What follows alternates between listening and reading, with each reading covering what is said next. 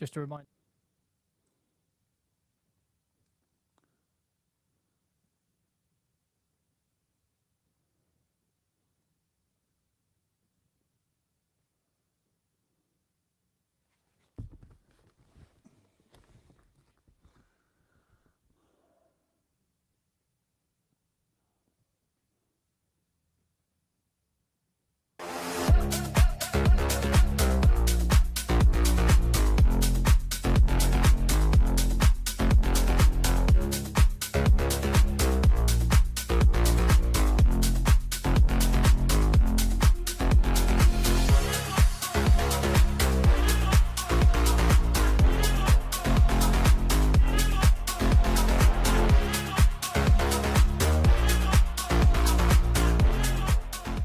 For 10 gruelling months, Every tackle, every carry, every sacrifice every drop of sweat, has led to this.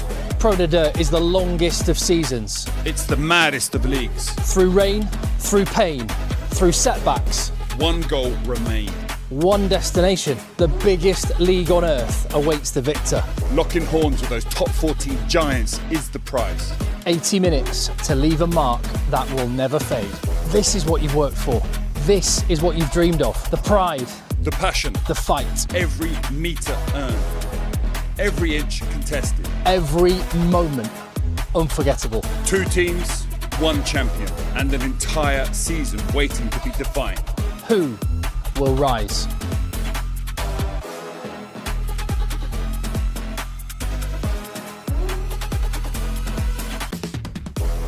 Here we go.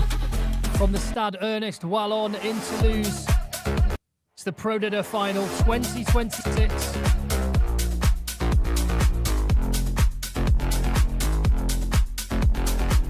And as I just said, the world's biggest and best league is going to have either Vannes or Provence playing in it in next season's rugby. And yeah, bon après-midi, mes amis, on y va, allez, let's go. The Pro de Deux final has finally arrived. After, when did we start this, Joe Worsley? Back in like July, August?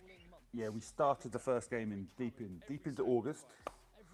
I took a group of people out to breathe early doors. I remember with them talking about the length of the season. As we sat down and had beers in the sunshine, in Breathe, just talking about the length of the season, who's going to get there, who's going to win it, and now we're there at the final. And the two of the teams we were talking about are there, Vannes and Provence. So yeah, it's been a long season, but those 2 teams were looking good at the start, and they still are.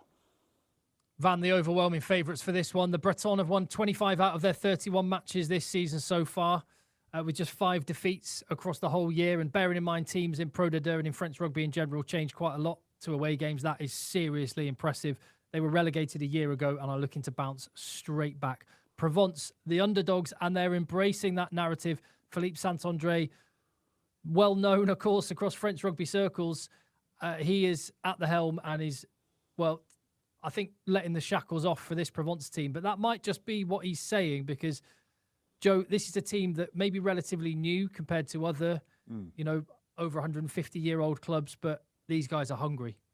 Yeah, they are very hungry. It's actually kind of 2 clubs. Van's got a long history, but in terms of at the top, getting to the top of rugby, they're relatively new. But Provence also are very new. They're a tiny club, very passionate local man, got involved with a lot of money, and he has raised them up to where they are now. And Saint-André, we all know when he's coaching in England, the kind of teams he produces. In France, obviously, he's well known for that as well.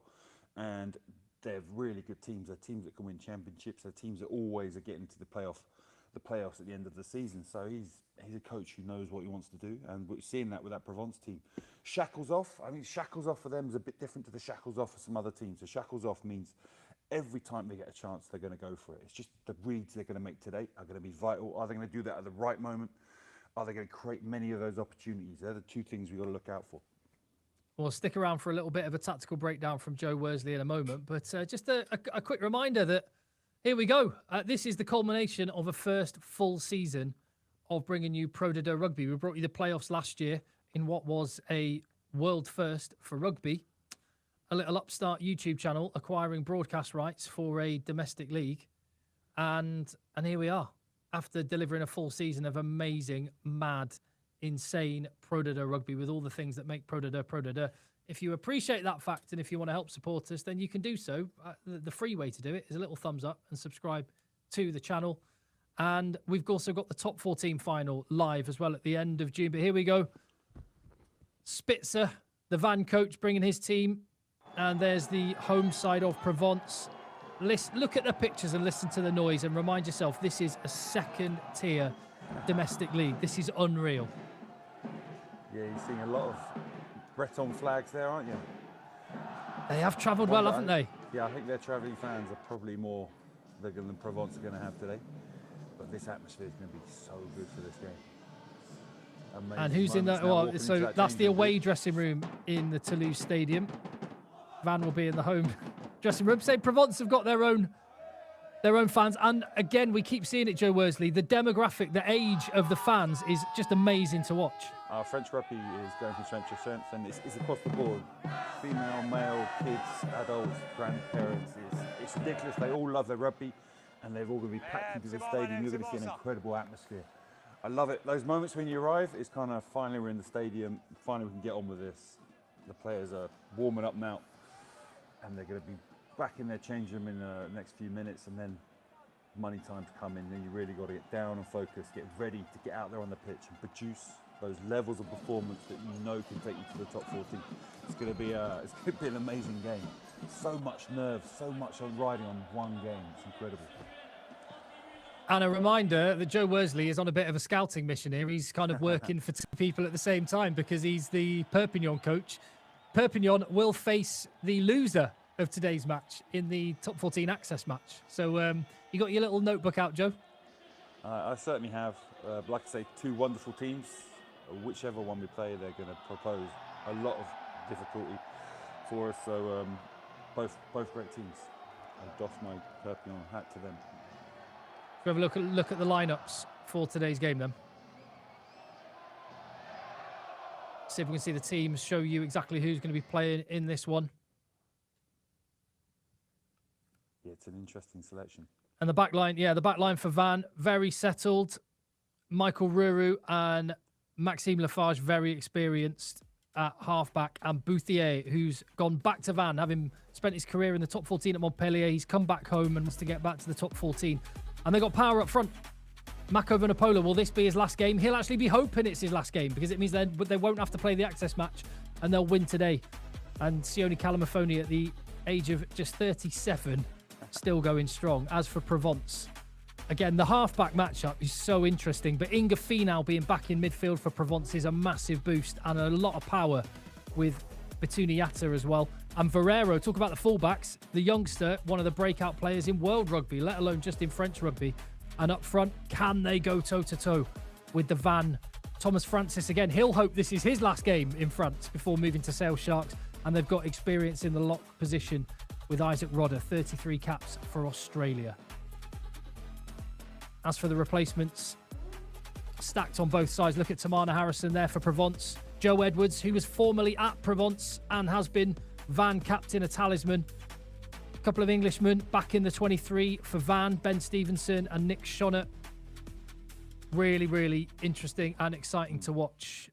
Again, a reminder, just help the algorithm gods, let people know that this game is for free and it's on YouTube, meaning you can double screen if there's other rugby going on you want to watch. You take your call, just a little thumbs up, get the link sent off into a WhatsApp group as we see the pictures of the players just getting ready in the dressing room. How about a little breakdown? Now, Joe Worsley in the feed did earlier this week a really good in-depth breakdown tactically of these two games, and we've got for you now a little snapshot of what Joe had to say to get you understanding how this game is going to go down today. Or maybe we'll stay with this because the players are coming out in the tunnel. Let's stay with this. The players are coming out into the tunnel now. Let's hear what's going on in the tunnel. There's Mako gunning his way out. Enzo Ben Magal, Pierre Boudahon. There's Andres Zafra, the big lock. The Provence team on paper is class, isn't it? But that Van team has been fused together over years by Spitzer, and this year they've just dominated this league through teamwork. It's going to be An incredible match. A Finau coming in, like you said, Tim's going to be a big one as well. His ability to make the right pass at the right time, his ability to help those moments when there's turnovers or fast ball, that Provence can just leap on it and create opportunities for themselves. I can't wait to see this game. How are they going to deal with this? Like I say, it might be a little bit attritional at the start. It might be Van just kicking the lever off it and doing it so well that Provence can't escape. But at some point in this game, there's going to be opportunities and we're going to see Provence try and leap on them. Can't wait. Look out for those moments. Gorison's desperate to get on the pitch there. Well, Van have been building to this moment for 365 days. Provence have been building to this moment for their entire existence. Somebody's dream ends here this evening. Massive 80 minutes ahead. The Pro D2 final, a stacked house at the Stade Ernest Vallon in Toulouse. The travelling fans all the way from the northwest to the southwest. It's just another sign of the strength of rugby in France. It was only a week ago they knew they're going there.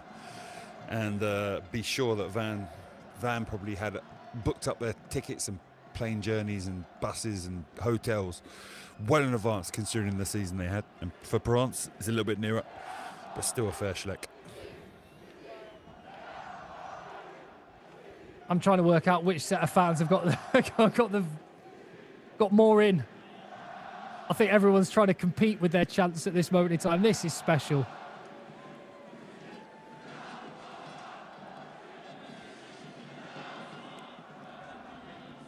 There's the president of the LNR. And that was the Provence president, I think. Forgotten his name off the top of my head, but he owns an incredible holiday company. So a welcoming committee, and it just... Well, let's take a moment then. Give us the little headlines, Joe, on the tactical matchup of these two. So Van, ruthless efficiency, ball in play for nearly 40 minutes per game. They kick, they chase, they don't give you any time on the ball, any time to do anything. They can force mistakes. They have a pack that can win penalties at scrum, at line out. So they dominate territory. They dominate the physical battles, which wins them a load of opportunities to get in the opposition 22, because teams play too much against them. Teams kick poorly against them. They'll leap on you. And that is their recipe. They get in the 22. At that point, they're really efficient and deadly. That's what they practice all day long, every day, all week, all year. Now, Provence are different. Provence are a team that, again, they can go toe-to-toe with teams who want to play attritionally, but they are more efficient and will go from anywhere when those turnover opportunities or poor kicks or missed tackles come. They're a team who are far better at releasing and playing at the right moments. So, for Van, if they execute their game relentlessly really efficiently today and give Provence few mistakes, then it'll probably swing their way. If mistakes start to fall for Provence, then we're going to see where are Provence at. With that deadly backline with Gambini and players like getting their hands on the ball, and Jalagonia make these opportunities, allow them to play on top and create tries like we've seen them do all year. Because when they do get those opportunities, they're very efficient at converting them and scoring tries. Big line breaks, big support tries, kind of like the French team. Whereas Van are a team that grind you down. They grind you down, then ruthless efficiency in the 22. Two very different teams, but two teams that play their tactics fantastically well. He's the scrum coach on the side, I think, for his local team, by the way. It looks like he's played a bit of rugby at some point. Let's see what his pipes are like. It's almost like one of those sumo suits you buy on fancy dress with the internal fan. Opera singer suit. Big lungs. Let's hear what he's got. I bet he's a good singer.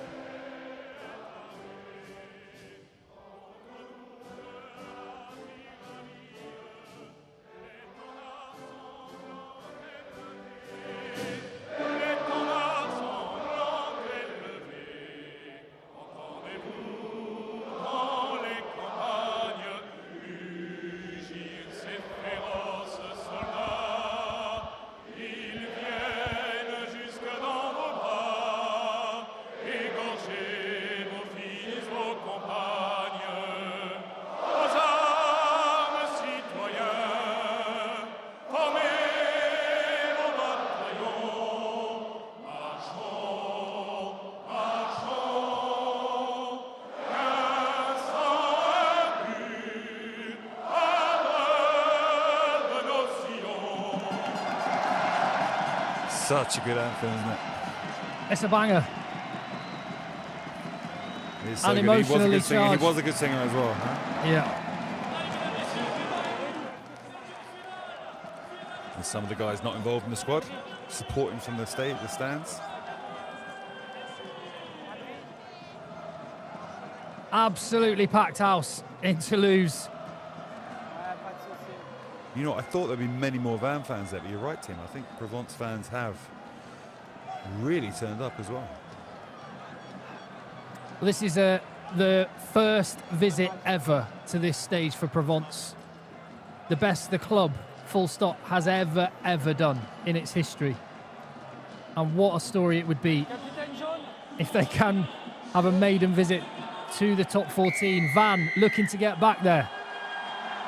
80 minutes away for one of these teams.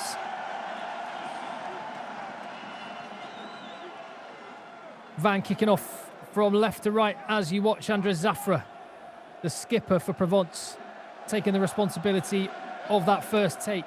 Albert Tuisui, one of the signings for Provence that's helped get them to this stage. And one of the big pieces of furniture that will give them confidence they can go toe-to-toe with Van. As Yalagonya has to tidy up following a charge kick. Arthur Colville. Maybe early nerves from him. He's got another chance to put that right. Once again, Eric Marks and Matteo Desieux looking to put pressure on. Marks nearly got to that one again. Ooh, yeah, I mean, that ruck was long.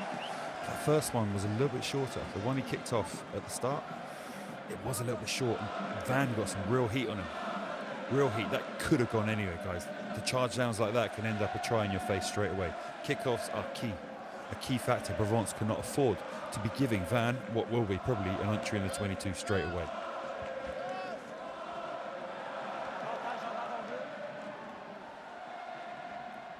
Not cleanly taken, but one. Colville feeds Batuniata, and we've seen how electric he can be. And this guy, Manuel Ferreira, the young Portuguese star. They space that wide, but Roman Latterard carries Colville, looking to go to the air again. And he'll want to do better on this than the first two kicks, but oh, more nerves.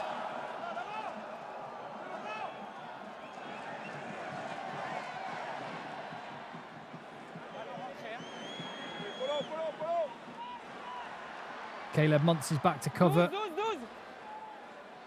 Cleanly through his boot. And well judged. Wow. Guys, some nervous players on this pitch. Colville, being one of the most experienced players in this squad, a fantastic player, has messed up. But one interesting thing you see, Provence, turnover here. They're even playing that deep in their own 22, turnover, bam, they're going for it. They're wound their necks in after the ruck that followed from this play here. They didn't risk playing out to the space out wide, but the fact of the matter is, there you see a Provence team confident enough, even on the first turnover in the first minute, to go for it. And if there's one player that will feel comfortable here, it will be Setareki Batuniata, having been signed from Toulouse. Home from home. Indeed. First chance to see Michael Ruru, one of the players in Pro D2 this season, 35, and has just been talismanic for the men from Breton. Colville feeding Latterard, the hooker. His props either side of him to secure the ball and set another opportunity for Colville. Cleaner strike on that one. Well judged. Ruru there with the tap down. Augrey takes it forward and into the Provence half. Is there space in that backfield? Van keep the ball in hand. Ben Magal to his opposite winger.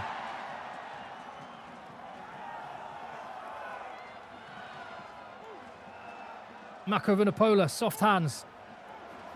Flat ball to Theo Bazat, and it comes back to the left from Ruru to Boudon. Now Bouthier. Signed from Montpellier. Back to his hometown club.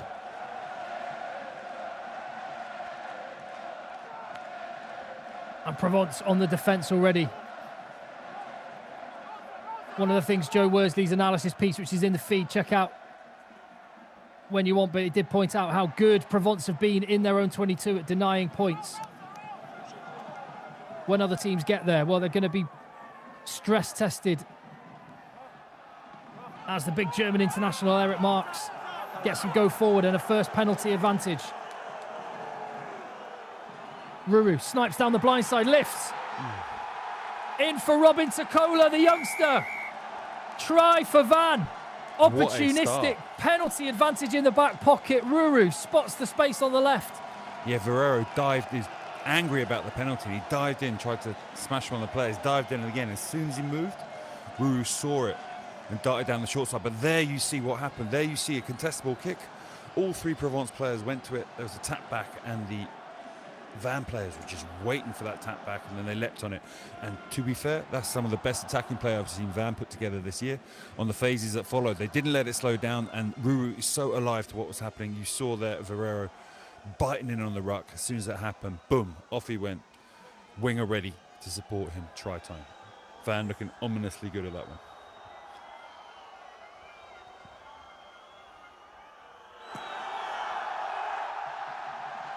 And the full 7, the reward, Maxime Lafarge with the extras.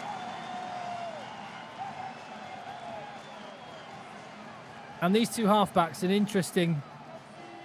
interesting combination they've had, not just for Van, but previously for Bayonne as well. Yeah, in a period where Bayonne weren't very successful. I mean, Ruru left under a bit of a cloud as well, but they've come to a club where, with the game plan they have there, they're perfect for it. And Ruru brings that little bit of je ne sais quoi to the team, which they need. He's And disciplined enough to stick to the plan, but he can also do what you just saw. Yeah, controlling force, but I mean, Ruru's their top try scorer? 14 or 15 tries he scored. But the creator of another. And Provence. No territory yet. It looks like they're going toe-to-toe in the kick battle.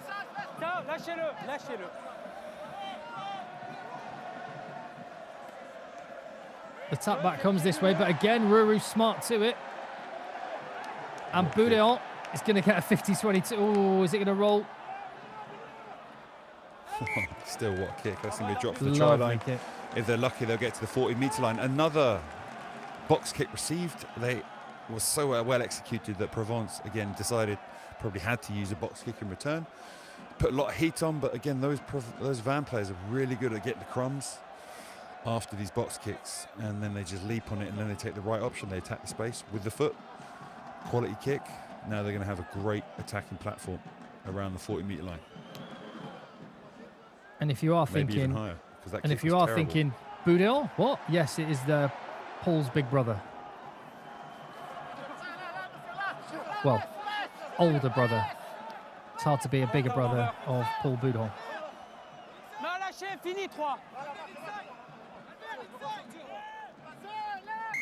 is a Yeah, mess of a breakdown. I think Tom Francis got on that early. I think everyone collapsed. You saw the players and the supporting attacking players were on the floor. And one of the Provence players read it, who was still on his feet, flopped over to get his hands on the ball, keeping those support players down on the deck. And the referee rewarded him with a ruck penalty.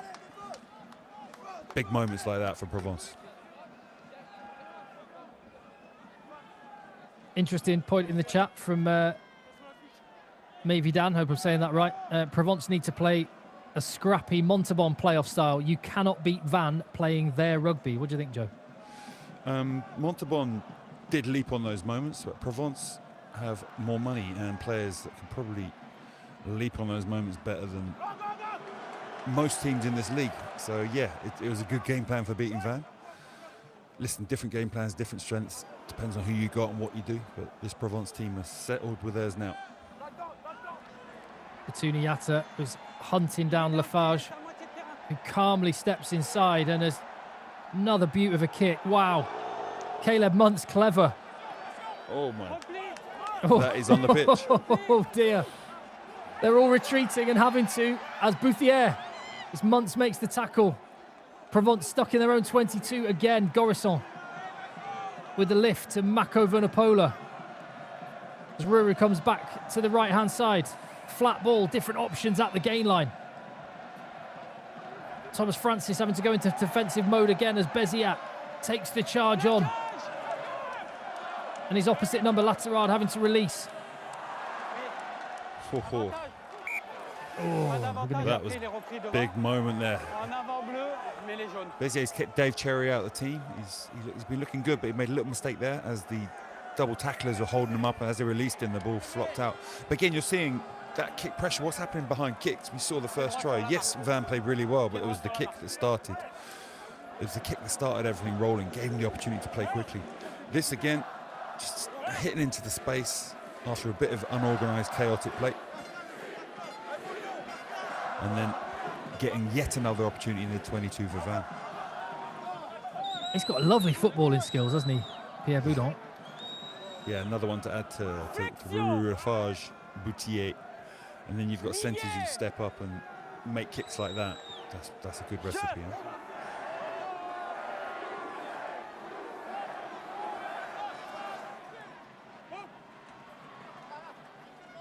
Tonika Yalagonya, the Georgian international, carries, and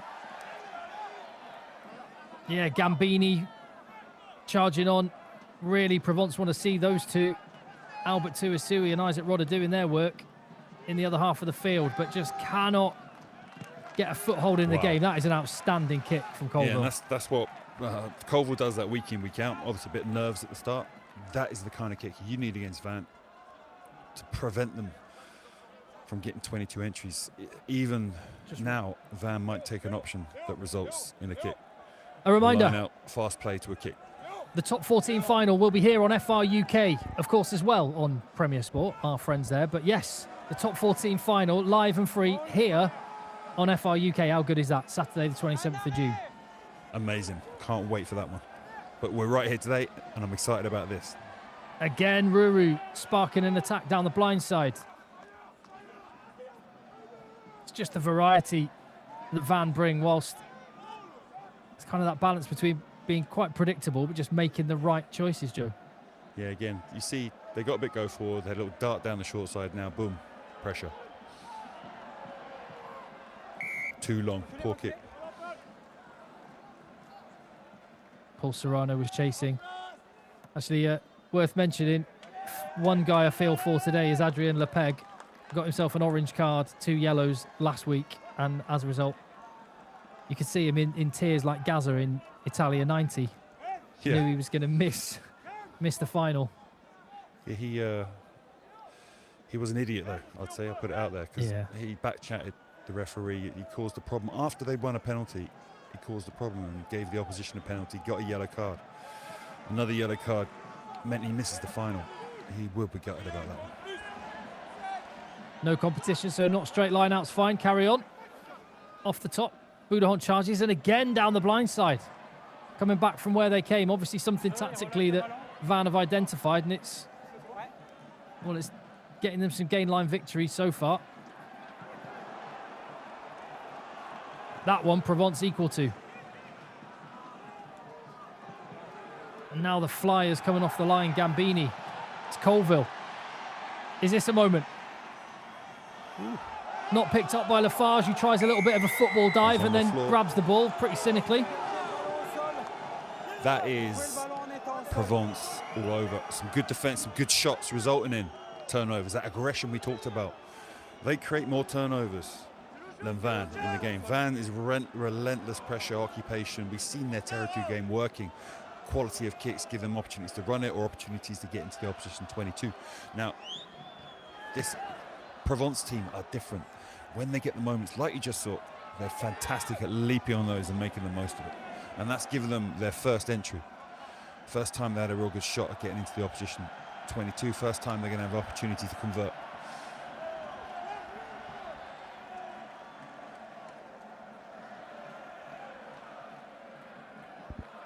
What a kick as well. A first venture into Van's 22 for the underdogs.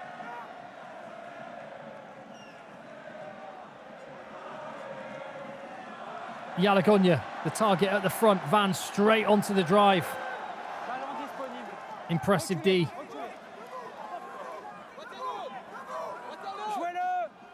offering Provence the front. Maybe Provence played right into Van's hands with that. It comes to Batuniata, the danger man in midfield. Offload to Muntz.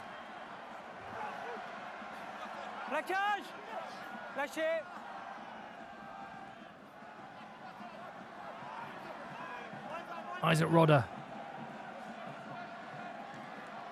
Lacking a little bit of shape, Provence. I don't think Batuniata was lined up waiting for that one, and you see the consequence. Van were waiting.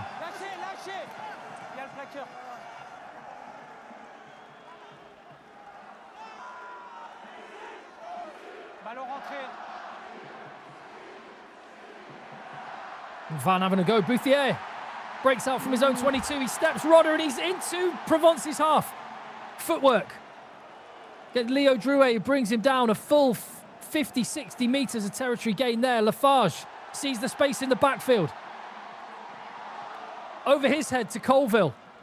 And oh, look at that. 90 metres of territory just evaporated for Provence. Oh, man. What a decision from Boutier. That's very un-Van-like, but wow, he is awesome at reading that.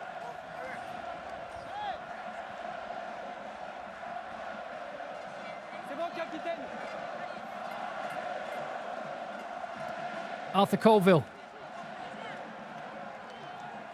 Staying in field. Bouthier, the man who sparked this attack.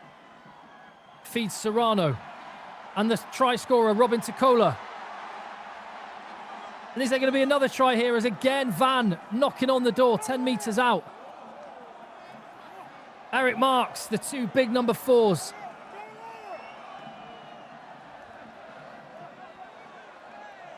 Mako Vanapola against his opposite number.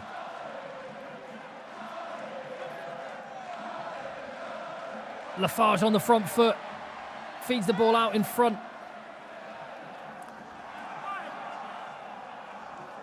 Ruru. Teo Beziat, as Joe said, kept Dave Cherry on the bench. Mako Vanapola heading back to Leicester Tigers next season. As Ruru goes for another try, knock on. He lost it. That is the kind of try he's been scoring all year. You're right about how many he's got. Guys, that was that was such a great sequence of play, wasn't it? So Van, look at that character they showed in their 22. They were getting off the line. They were pumped up to defend. They really went for it. They created a turnover because, yeah, like you said, Tim, Provence got a little bit lost. Batuniata went into a contact a bit alone. Didn't place the ball well. Didn't give the ball back to his team correctly. Let go, and it rolls out for the Van team. And then Boutier reading the opportunity, reading the space, reading forwards, the mismatches in front of him. Ran 50, 60 metres, a good kick from Lafarge, and bam, they were millimetres from scoring. Rue's going to be disappointed. As he's trying to lift his arm and roll the ball forward, the ball catches the ground. And it drops out of his hand, a slight knock on. What a sequence of play. This has been a cracking match. The quality's been, bar a few poor kicks at the start, the quality's been through the roof.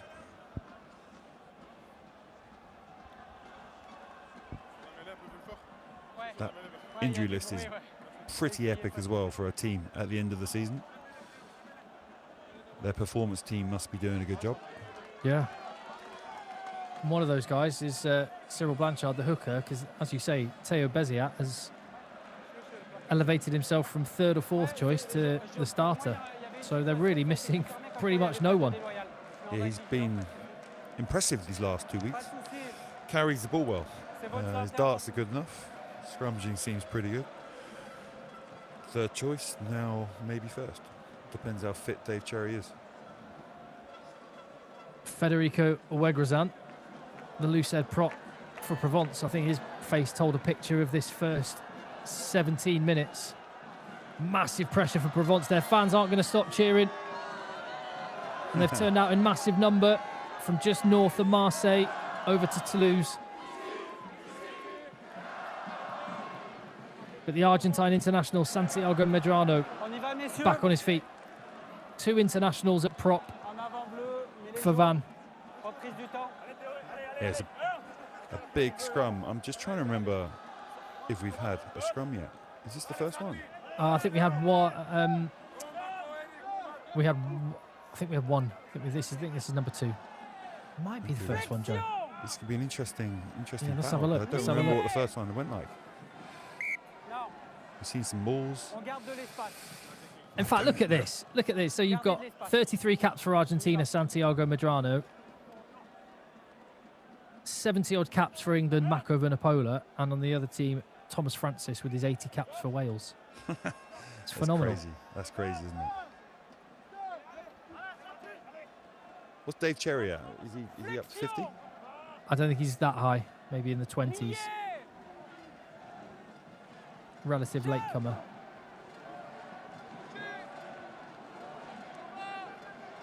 Jalagonia was already unbound, waiting for that. Wanted to get it right away from the scrum pressure that they were anticipating would be coming their way. Platform set. Zafra and Rodder waiting round the corner.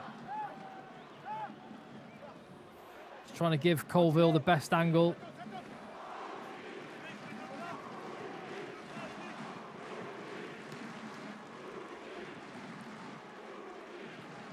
Again, it's still in Provence's own half. And Anthony Boutier. Confidence in the contact game as Charlie Gambini goes to work in defence. A lot of tackles having to be made from Provence already.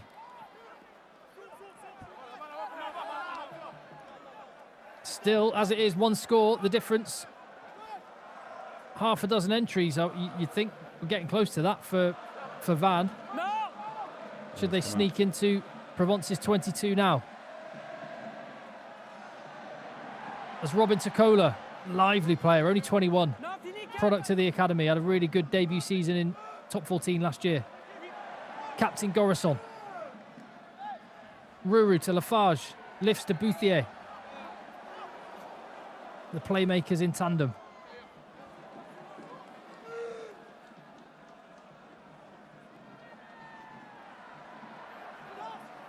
Mako Vunipola in his giant shorts.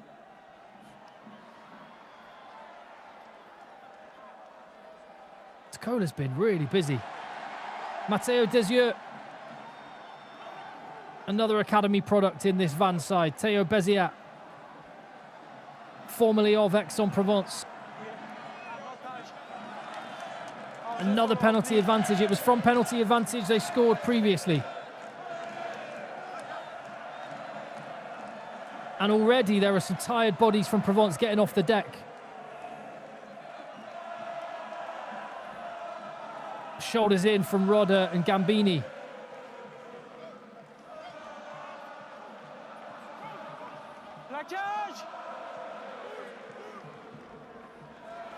Still penalty advantage. They do like this blindside. Devan. Enzo Ben Magal waiting all the way over on the right-hand touchline. No thought of using him. They're going direct, trying to go through the front door. Boudon steps back into Batuni Yatta. How long will the advantage be? There you go, Mako Vunipola, if you were wondering, wearing white pants with a red detail under those giant shorts. They are 2 meters out. Big moment in the game. Provence having to absorb masses of pressure. There are spaces elsewhere on the pitch. Will Van use it? Look to the right. Boutier's got no one opposite him. Low risk. Power. Eric Marks.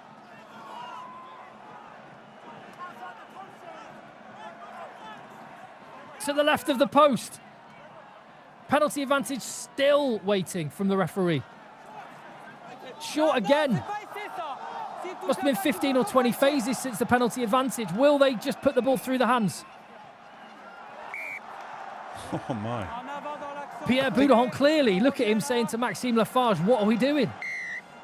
There's two étonnant, striking things there for us.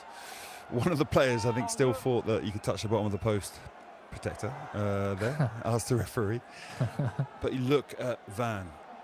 If somebody had spun that ball wide, I think they might have got substituted. They're really, really hot on. Once you're near in the 5 metre line, you just take your time, as many phases as you need to get over the line. You're not going to be spinning the ball wide. You don't see him do it unless it is a sure thing. They're a team who are just, again, that's a relentless, disciplined team they are, is represented by what you just saw in the 22. God knows how many phases. We've seen that this team are just relentlessly efficient. And again, when it comes to kicking for goal, if the penalty is in a certain part of the pitch, they kick for goal. If it's not, they'll kick for touch and then try and grind the opposition down. Just want to build the points on the scoreboard. Let's see Lafarge now.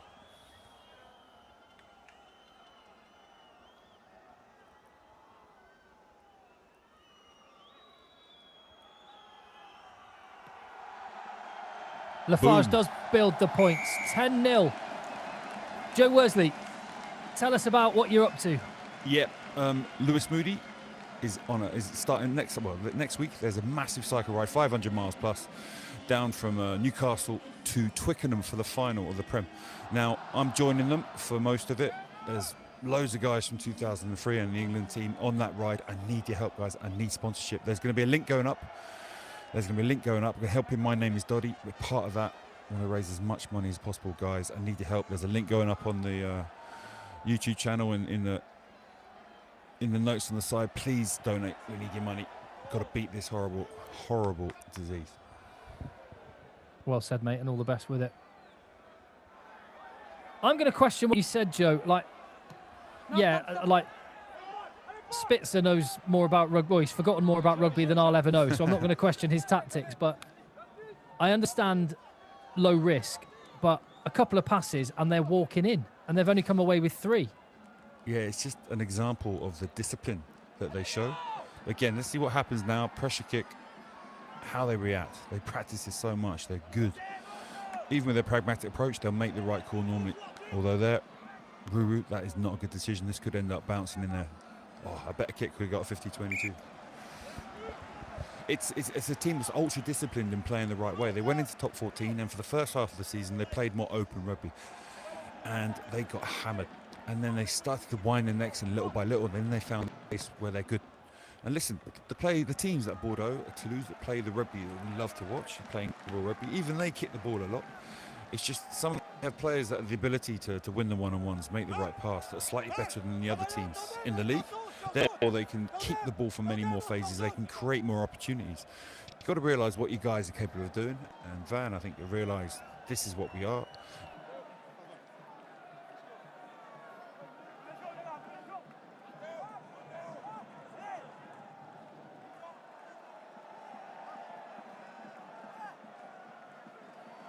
A reminder what's at stake in this game. The winner of this match wins promotion to the top 14. The loser will have to dust themselves off and play in the access match against Joe Worsley's Perpignan next weekend.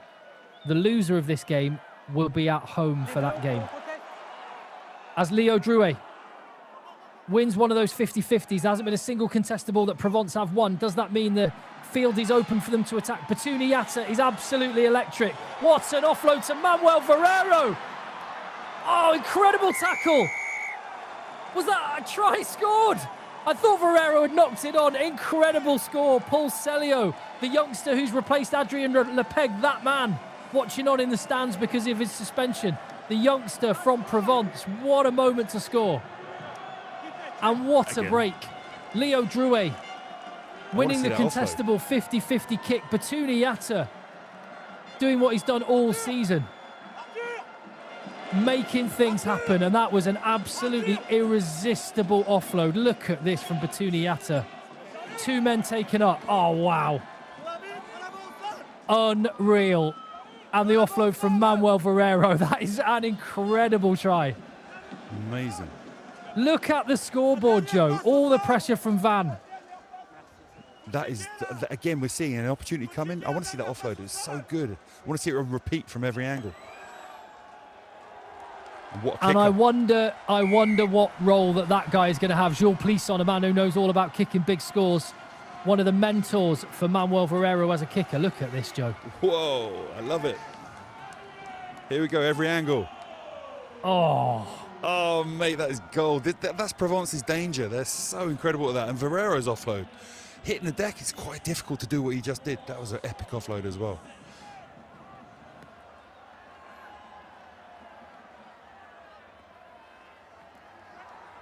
What a try. And Manuel Ferrero, who carries the ball there into contact. Just fulfilling all of the big words that have been said about him this season. A breakout year. Oh, he's stolen. What's going to happen? Stolen ball. That was one of the back line getting in there. It might have been Ferrero again on the turnover. Going for the 50-22, Colville there. Didn't quite get the kick right, but still. Territory they can now pressure up on Van. Very slow support on that counter-attack from Boutier. Was it Ferrero that let the breakdown? Yeah, yeah, so we saw him make a couple of maybe poor defensive reads last week in that win, but Ferrero is a very, very handy talent. That will be a key man for Portugal at the Rugby World Cup next year. Charlie Gambini up. And the momentum has shifted. Confidence in Provence's players. Yalagonya carries. Get the ball in the hands of that man, Batuniata, although Ingafi now, he can do a thing or two. Latterard lifts to Zafra, another offload. Colville spies a gap and is through. Onto the 22, goes round. Ben Magal tries for another outrageous offload. That one wasn't on. Scrum, if they can't make anything of it. Colville there. He did so well, then he did so badly, huh? I think it was only their third entry into the 22. We see them, they average 3 points per entry, which is really high.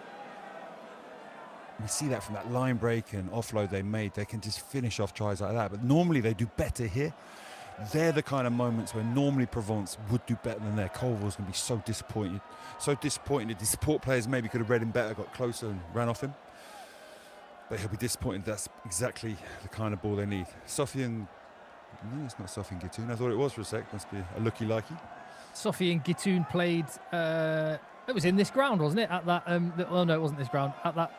It was up the road in Bordeaux. Yeah, in Bordeaux, yeah. That creator match. Still got it. As Caleb Muntz steps Sione Kalamafoni. And there's a little bit more front football here for Provence. Latterard thought he was through. Desperate tap tackle. Colville tied up. The hole's starting to appear in the Van defence. Late lifts at the line. I want to see that tap tackle again because that could be very important in the game as well. Ball was out. And attack turns to defence. This game is wild. Ferrero. Whoa. They're a little bit lucky there, but again, poor ball presentation Provence. We've seen, like you said, Tim, an offload that led to Colville's break. We've seen a little tip pass in front of the defensive line that led to another line break. Oh, that could have been fast ball from that with the number of guys they had wide. That could have been curtains. Could have been curtains, another try for Provence. But again, that's 2 entries where Provence have turned the ball over. Actually 3 where they've turned it over. They've not been efficient enough. To the front back over Lapola. They lost the last line out, fearing the same. Go for guaranteed ball. Just want possession. Let's try and turn that pressure valve up again. To be fair, they've had Provence at breaking point a couple of times. Somehow Provence hanging in there, but Bouthier, who's been influential, puts them under all kinds of pressure on their own line. That's going to be carried over. Oh, is it Ben Magal off his feet? Oh,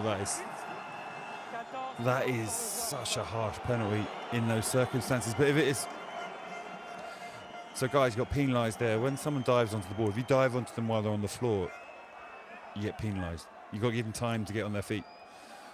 And Magal there, I think he was diving for the ball, no, Tim? Do you think? Or do you think he was diving on the player? It's one of those letter of the law, but you can have a bit of sympathy for the guy just competing for the ball. Great offload off the floor there.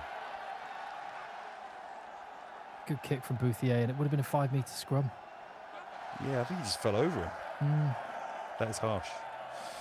But to be fair, that Van player falling on the ball in the opposition 22, that can get blown up as well. Yalagonya We're starting to see the Provence back row exert a bit of influence on this game, quiet in the first 15 minutes. We've got Tamana Harrison still waiting on the bench to add to that. Some explosive players. Ooh, good challenge there. Miguel got some, really attacked it well, got some good height. You saw all the Van players circling that ball, circling it, ready. Look at them all around, ready. Eyeing up the ball, so it's like a circle around them waiting for it. If that ball tips down towards them, it's them who's going to leap on it. 360 degrees all around that guy challenging for the ball. The Van players are ready to leap on it. But he didn't take it cleanly, slight knock on. Now we're going to see Provence with a scrum position. I'm sure they'll have a go at getting a nudge on. If not, to Muntz, wide pass in. No, I think Muntz might kick it actually. If they get a wide pass to Verrero, who might then, if the winger comes up, hit it into the backfield. This is a difficult scrum to defend. Two 50-50 contestables in a row, one from Leo Drouet. And by the way, Joe, thank you in the chat. That was Sofiane Guitoun. It was in the stands. Yeah, I wasn't sure at first. He looks a lot thinner, but obviously he's retired. A couple of years now. He was obviously a Toulouse legend as well. I coached him at Bordeaux. Great guy, great player. And yeah, he played in that YouTuber game, and it looked like he hadn't stopped playing rugby. Some guys still got it, hasn't he? I'm surprised, Joe, as you are both a YouTuber and a legend. I can't believe you didn't get an invite. Yeah, next time I have to talk to them. In fact, just think about it. It's outrageous that you didn't. Would you have played if you got the invite? I remember my neck's made of milk chocolate now, so as soon as I get hot, it will just melt. I'm not sure it'd be wise for me to play. Yeah, this is a dangerous. They're going to be down to their third choice in this position. Federico Ouegrazan, the loose head prop. So Julius Nostat. With Julius, I coached at Cass. Real good work, great player. But remember, ahead of him, you've got Taufafina, who's injured. And now he's replacing the number 2 choice. So this is down to choice number 3. Again, which demonstrates Provence's financial clout. The fact that they've got a player that has played a number of top 14 games as their third choice loose head prop. Yeah. Well, the depth. So Julius Nostat in the second half, he's going to have to take on the 33-time capped Argentine international Santiago Medrano now. And then waiting for him is Nick Shonnett, who will come on in the second half, you'd imagine, for Van. He's going to have to put an innings in now, that's for sure.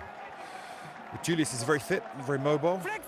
It's the scrummaging, I'd say, is one area he's probably not as one of the weaker areas of his game. But he's not bad either at scrummaging. Let's see how he gets on here. Looks like the pressure is coming on. Oh, no, Provence got the better of that, and they've won the scrum penalty. And with that advantage, they roll the dice. They are willing to take the risk. Well left. Off the training field, straight through the legs of the winger. Back they go. Ooh. They really look dangerous, don't they? Especially when they've got that get out of jail card and the penalty in the pocket. They can just go for it. I thought he would have tried the offload off the floor there, the young winger. If he got that away, that could have been a very interesting situation. Nothing to lose. Have a go. But Julius coming on there, Julius Nostat coming on there and really dominated that scrum. Maybe he's been developing his scrummaging ability, because that looked impressive. Well, it's just big men in that Provence pack. I was just looking, you were just talking about your neck being made of milk chocolate. And then I was looking at the neck on Albert Tuisui. Guy's a unit. Trevor Leota neck. Yeah, Mako Vunipola forced to bail out of that one by Tommy Francis. I think Tommy Francis might have to be putting in an all-time long shift for Provence. Not known for 80-minute rugby, but I think they might need him. Lift to Tuisui. Batuni Yatta tries to create a 2-on-1. Gets all the way to the 22. He is absolutely carving it up. He's been absolutely exceptional the last few weeks. And he might feel unlucky not to be in the Fiji squad, although they do have some pretty amazing talent.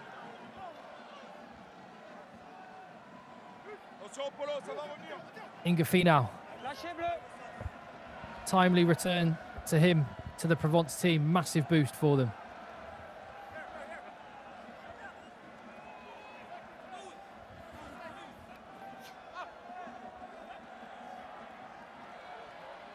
Miss Tuisui. Ingafino with the attempted lift to Betuniata. Goes to Varero, who creates an opportunity for himself. Can't grab it. So close. He's holding his face. Little bit of... No, he's up on his feet. He wasn't trying to milk a pen. Good. He was just annoyed at himself more than anything. That's a class bit of play, but without advantage, quite a high risk option, I would say, in the 22, because you're either going to get a line break and maybe score, or you could end up with a turnover. Again, that's the sort of thing you probably wouldn't see Van doing. Ultra discipline against a team that's free to do things like you just saw, and that freedom to do what you just saw is one of the reasons they can light it up when the moment comes. That's why, for example, in England we have a different attitude to the freedom to play. French flair, that ability to jouer that we think about in England as being reckless, is something the French coach, when they're kids, they come through in an environment where that's normal. And it does lead to some incredible moments.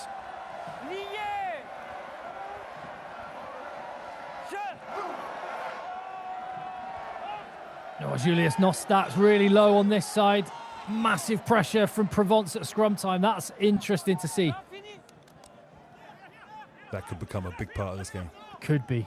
Especially in a game that is so tight. And I'll tell you what, 15 minutes into this one, I wasn't expecting it to be this tight. Van looked ominously good. As we close in on half-time. Nearly halfway through this Pro D2 final.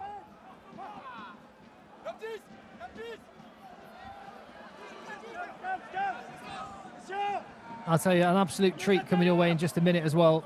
You need to see the scenes from the Pro D2 access match last weekend, where Mont-de-Marsan travelled to Niçoise.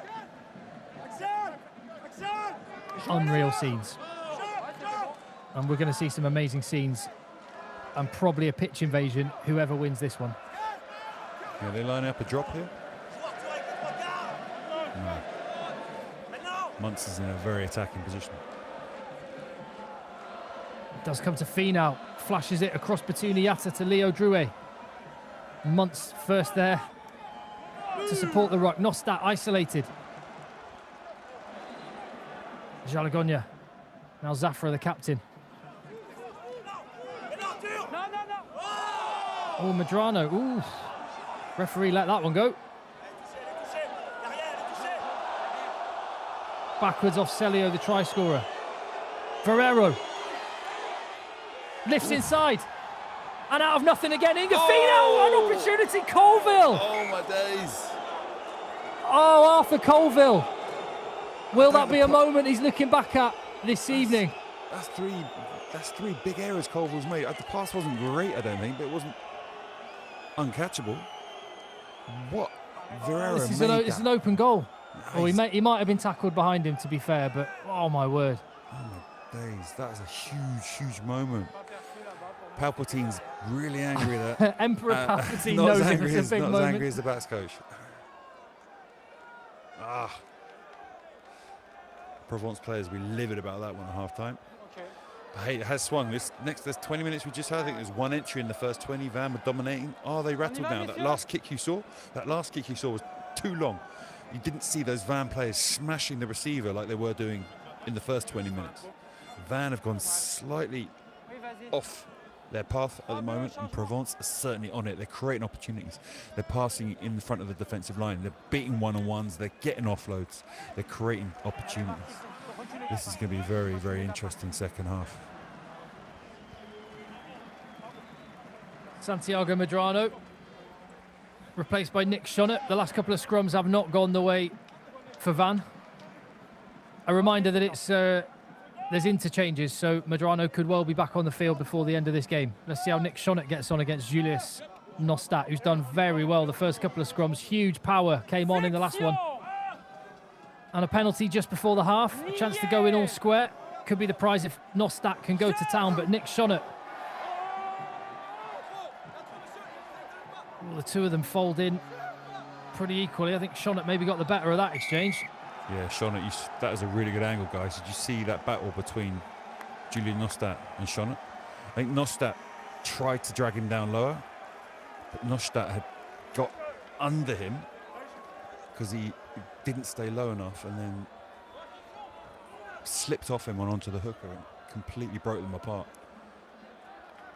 Shonett did really well there. Hi to Jim Sutherland, who's just joined in the chat and says, evening, I've just joined after Saints were robbed at the Stoop. I'll have to catch up with that one later to see if I agree with you or not. Is Mintz on the pitch? No, Tamana Harrison not yet on the pitch. He will be featuring for Provence. Could have an important role to play as well. Is that So-called Mintz? His nickname is Mintz because he is his pre-match meal, what he used to eat on a match day, beef mince and poached eggs.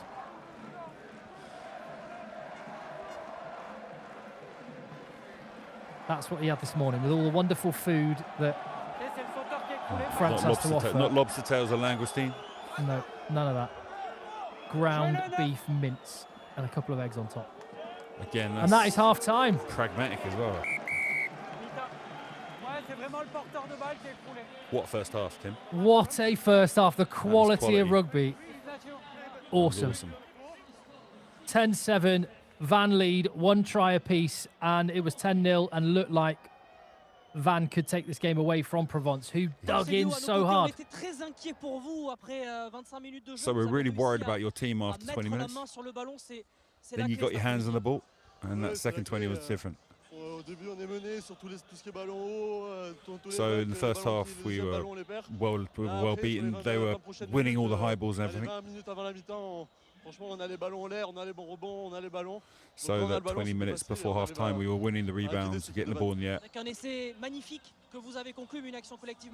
What a wonderful try you finished off. Yeah, I really enjoyed that one. Second half, keep a good set piece going, and there you go.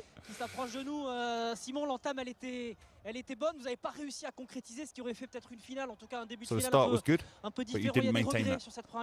Ouais, c'est ce qu'on s'est dit dans le cercle. Je pense qu'on s'emballe un peu. On a voulu se précipiter. Chacun a voulu repartir un peu tout seul. So we're starting to rush things. C'est un peu dommage. Après, sur la fin de mi-temps, on pêche un peu physiquement, je trouve. Mais on va revenir avec des intentions plus calmes et ça va. Physically, we're starting to have issues before half time, but then get back on top of that. Lovely stuff. Well, there we go, half time, 10-7, and we got what we wanted, Joe, a massively fierce battle in this game. It'll be fierce, whoever ends up playing Joe Worsley's Perpignan in next week's Access match. Who was going to be in Pro D2 next season? Because last weekend, it was the Access match for Pro D2, with the second bottom in the table, Mont-de-Marsan, having to travel to the runners-up in the league below against Nice. And honestly, have a look at these pictures. Stade Niçois, who got relegated from Pro D2. They were ahead. Ooh. Knocked on over the line, and 55 minutes on the clock. You looked at it and thought, how costly could that moment have been?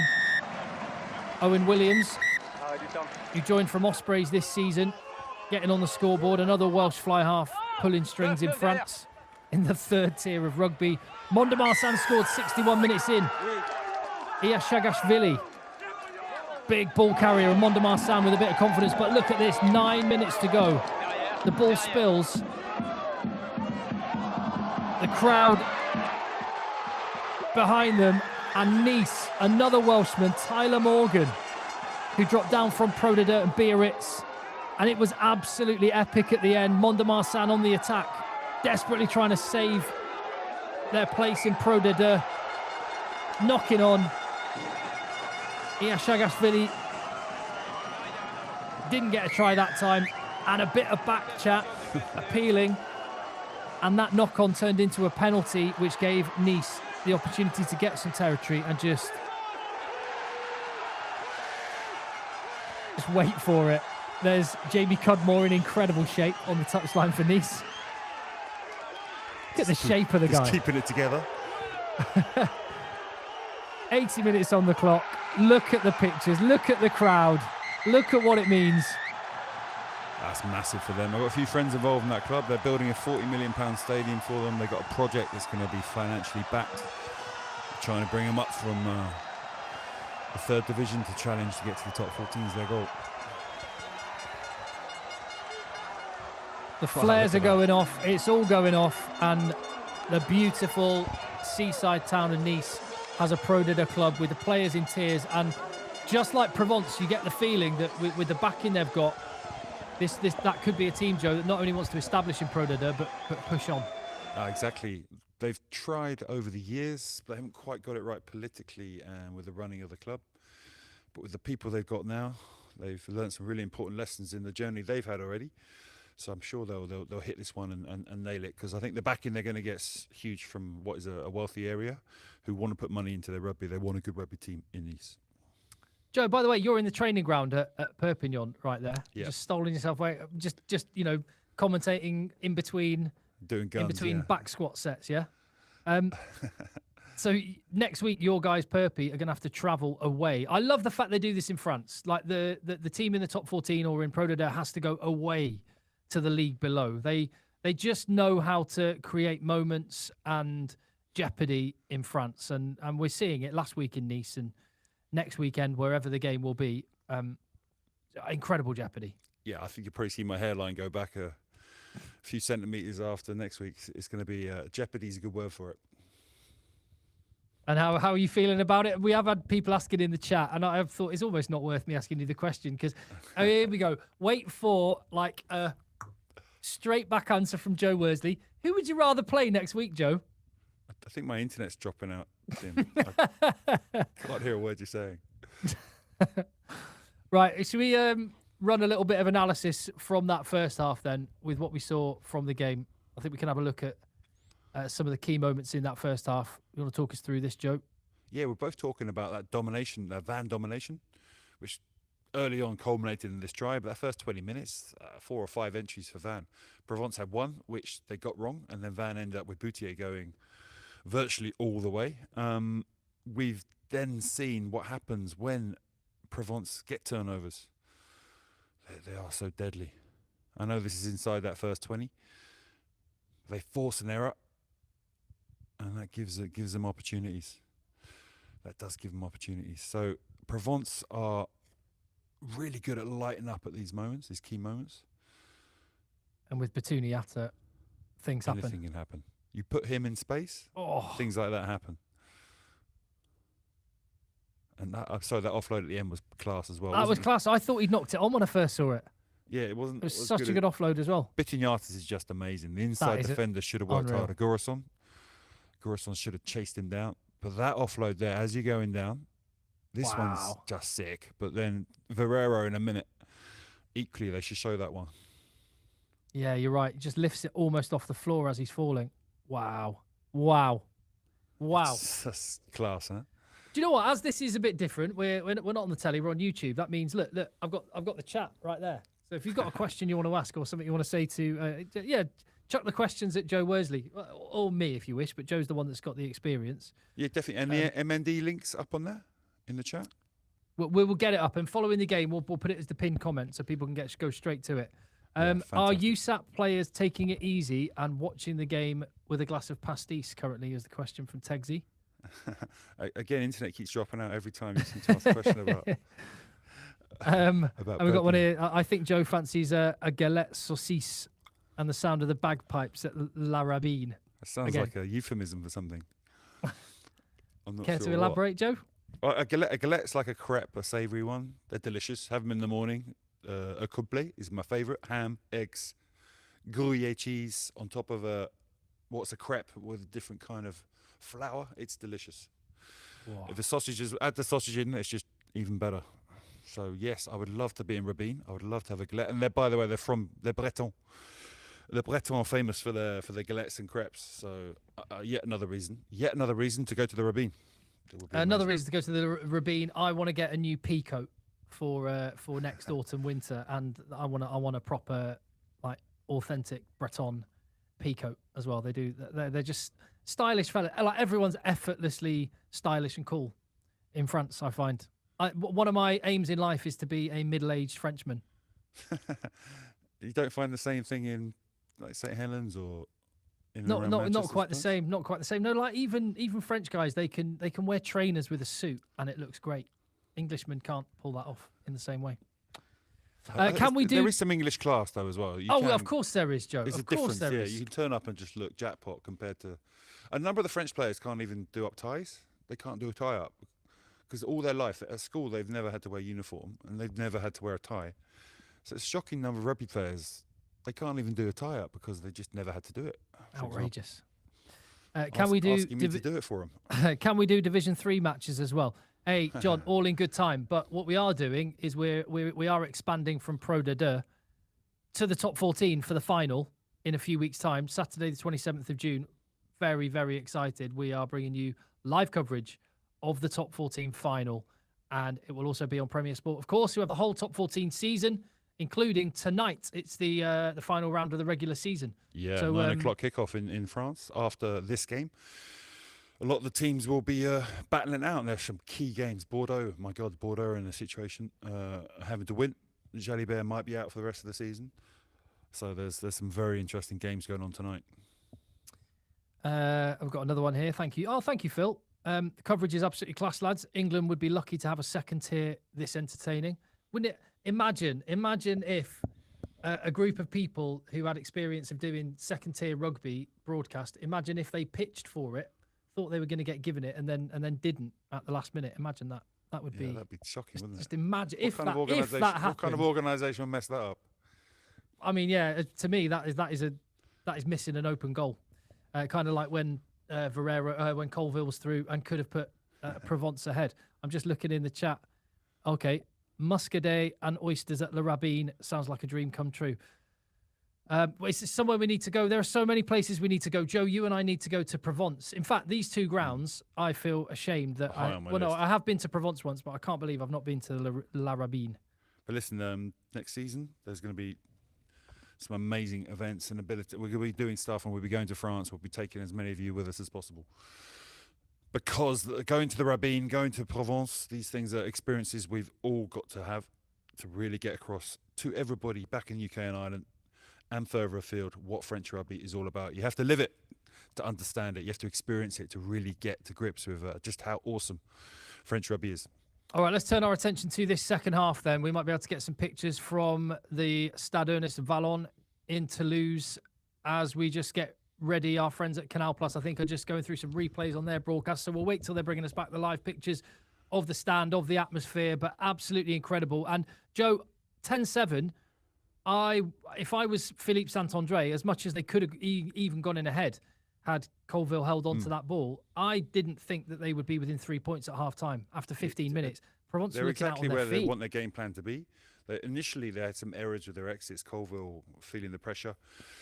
There were a few mess-ups, but every time they've had an offload's gone right, where they've won on one-on-one, they got turnovers. They've looked so dangerous. They've looked so good. They probably got in the 22 4 or 5 times, whereas Van did probably 7, maybe 6, a few more. But you just see the difference between the two teams. Provence are really good at finishing off. They're going to be so disappointed with Colville making that error.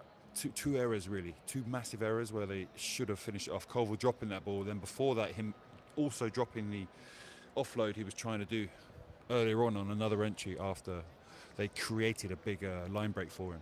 So Provence at half-time are going to be coming out saying, our plan is working. Let's just carry on doing it. Van are going to have to say at half-time, our plan is not working. We're not as efficient as we normally are. We're not defending well. We're not kicking as well as we were in the first 10, 20 minutes. We need to get back to this as soon as possible. Because one thing about Van is when you're on a game plan like they have, it's very difficult to chase. It's very difficult to change to something else that needs to score more points. So when it goes off, it can really go off. So it'll be interesting to see. Joe, what's it like in dressing rooms? We just saw a shot there of Provence, and there was a lot of players kind of going around doing their own thing, having a little stroll around, grabbing a Jaffa cake or jelly baby, whatever the case may be. What is, because you sort of imagine it's everyone sat in a circle the whole time and lots of chatting. It seems like there's people left to their own these days. Is that as you find it with Perpignan and with Brive last year? Yeah, there's trends tend to happen in what around teams will follow. There's a period where players come in, they relax, rehydrate, eat. The chat between them, the coaches have a chat, and then they break off into small groups. Sometimes Well, let's see what forward, Gorisson. sometimes other groups. Tell us what Gorisson's saying. So we've got to have positive communication. Every ball that stops, we're going to be on top of it. Communication he was talking about. These guys are just getting ready to come out the door. No one's chatting at the moment. There's a semi-naked man in the background. I think fully naked. Thank God he didn't stand up. Just a little energy sachets. Getting the gel in, getting as much carbs as you Just can. looking at what else is in there. There's bits of cake. It's Look like how lovely. quiet it is, guys. Look how quiet it is at the moment. Yeah. That is... Focus. Obviously outside the door it was loud. Wawa de Benesis giving them a bum slap and get them up for it. But they were very quiet waiting in that line. There wasn't much chat going on there, which is surprising. Oh, we Subs walked and down that staff trying tunnel, to get Joe, them when we went to the Stade Ernest Wallon. On the walls, as the That was players a good day, walk wasn't out, they will see just a record of all the trophies that Toulouse have won. But it's the Pro D2 trophy that's going to be lifted by one of these two teams. 3 points the difference. Yeah, honestly, they'd be so focused they won't even notice what's going on around them. Just getting out that door, thinking about how they're going to get the game plan back on track, back into that relentless efficiency that's won them the Pro D2 by a country mile, that's resulted in them getting entry after entry. But they want to get back on top of their kicking game. They want to get back on top of defending successfully against the Provence team who are winning one-on-ones. They're making killer passes and creating opportunities. We're full of confidence in the second half. One team is going to try and come back to the top 14 and one team trying to break through. And we're going to find out in the next 40 minutes which story gets written.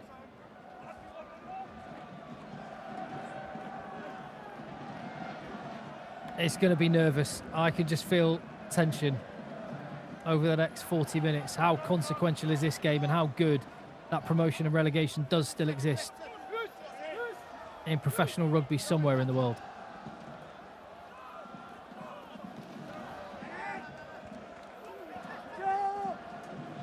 Caleb Muntz. Comfortably taken by Bouthier. Tries to take advantage. Puts his boot right through that. Muntz was already back. And the pattern, I think, one of the big patterns of the next 10 minutes has been established. Yeah, bit of a kick battle going on. Will he put this one off? Try and play it quickly. Ingafi now. Pass was slightly behind him.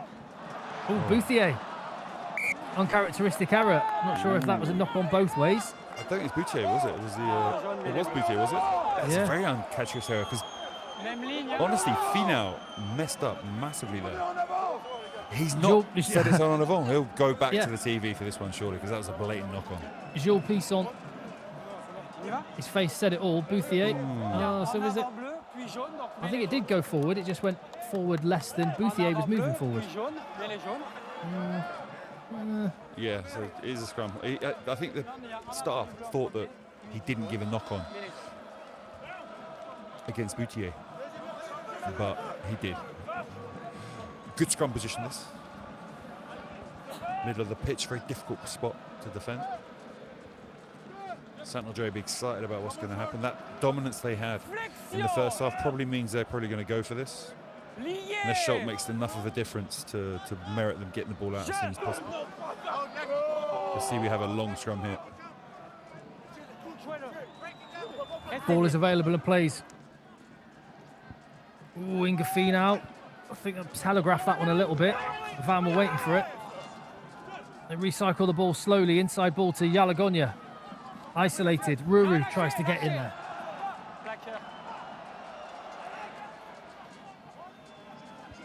And the Van defensive machine going to work.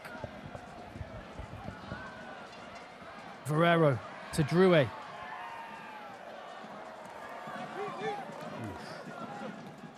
Colville feeds to Isui. Stopped dead at the gain line by Nick Shonnett. Two guys that have locked horns in English rugby before. Nostat. Joe, one question I wanted to ask was, I noticed it the last few weeks as well. So the French, well, firstly on the wings, like the French national team plays the left wing, number 11, but quite often you see the 14, 11 on different sides. Is there a clear left and right? Is that a thing? Yeah, in the same way as in England? At the start of the game, yeah. So kick-off receipts and whatever. But then soon the wingers are given license to go and find the ball. Liberty to go and find the ball. They're not so restricted by shapes. And there are some teams in England who will give wingers license to go as well. But yeah, the wingers and centres especially, if you watch a team like Bordeaux especially, they can go where they want, when they want. And it's how they flock across the pitch at the same time that kind of makes a difference. It gives them that verticality that allows them to attack the line, and Jalibert to have people running off him at all times. And then other French teams will be doing similar things.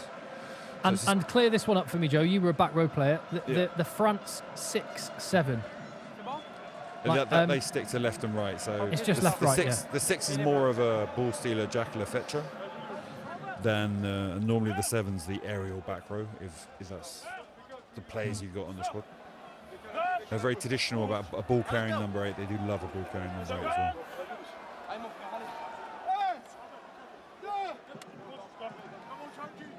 Small moments are feeling like big moments in this game, and every scrum could be significant. Thomas Francis opposite Mako Vunipola. We're going to see that in English rugby next season. And Thomas Francis definitely got the better of that one. The ball came out. He didn't give that knock on. That's mental. No, it looked like a knock on. I thought so as well. Ferrero rides the tackle of Ben Magal. Pressure coming on. The two locks. Le ballon est en dehors des 22.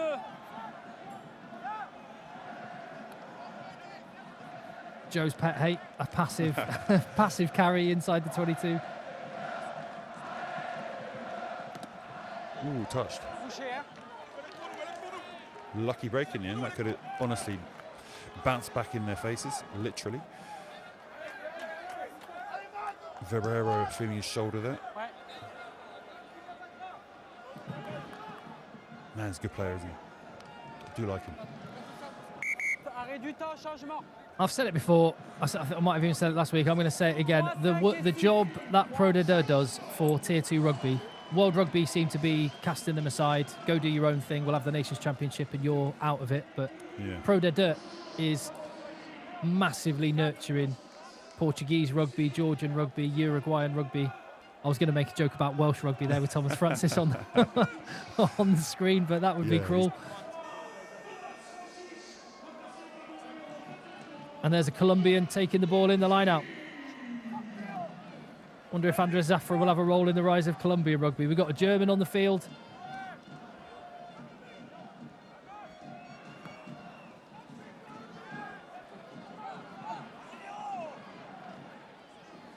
Bouthier feeding Ben Magal. Only 22.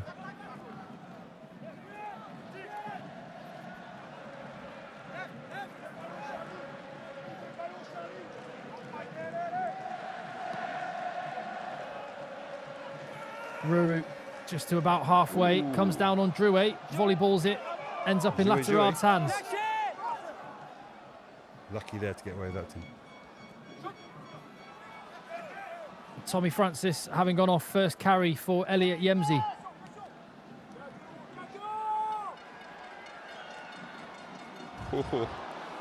Wow. Ooh, another one of those moments, ball could have gone anywhere. Oh, I thought it was well played, but he must have touched the touchline.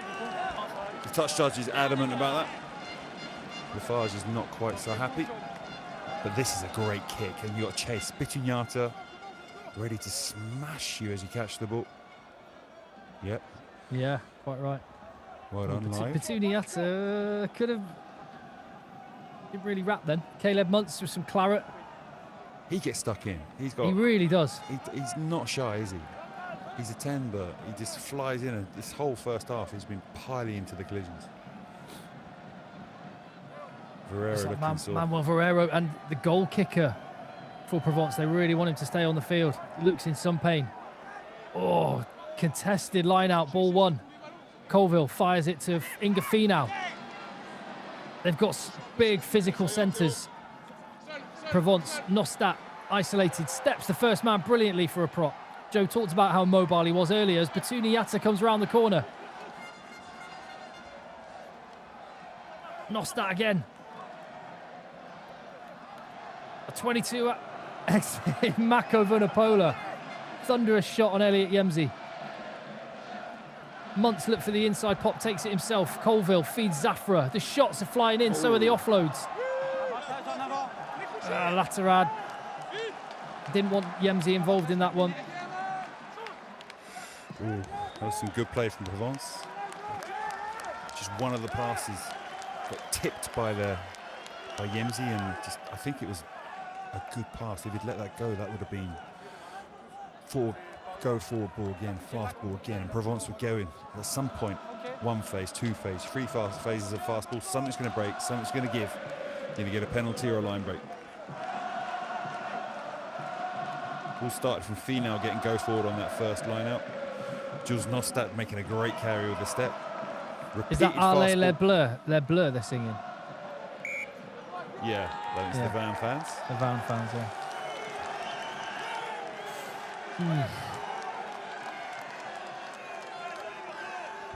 I mean, that's basic skills. He could have thrown it down the middle. He threw it to the prop at the front. He needed the prop. You certainly don't need to. I mean, it's also it's a little bit of a picky one when you want to let the game the guy go, at the front's not. Yeah. But to be fair, the ball in play in that first half, I think, must have been above 20 minutes.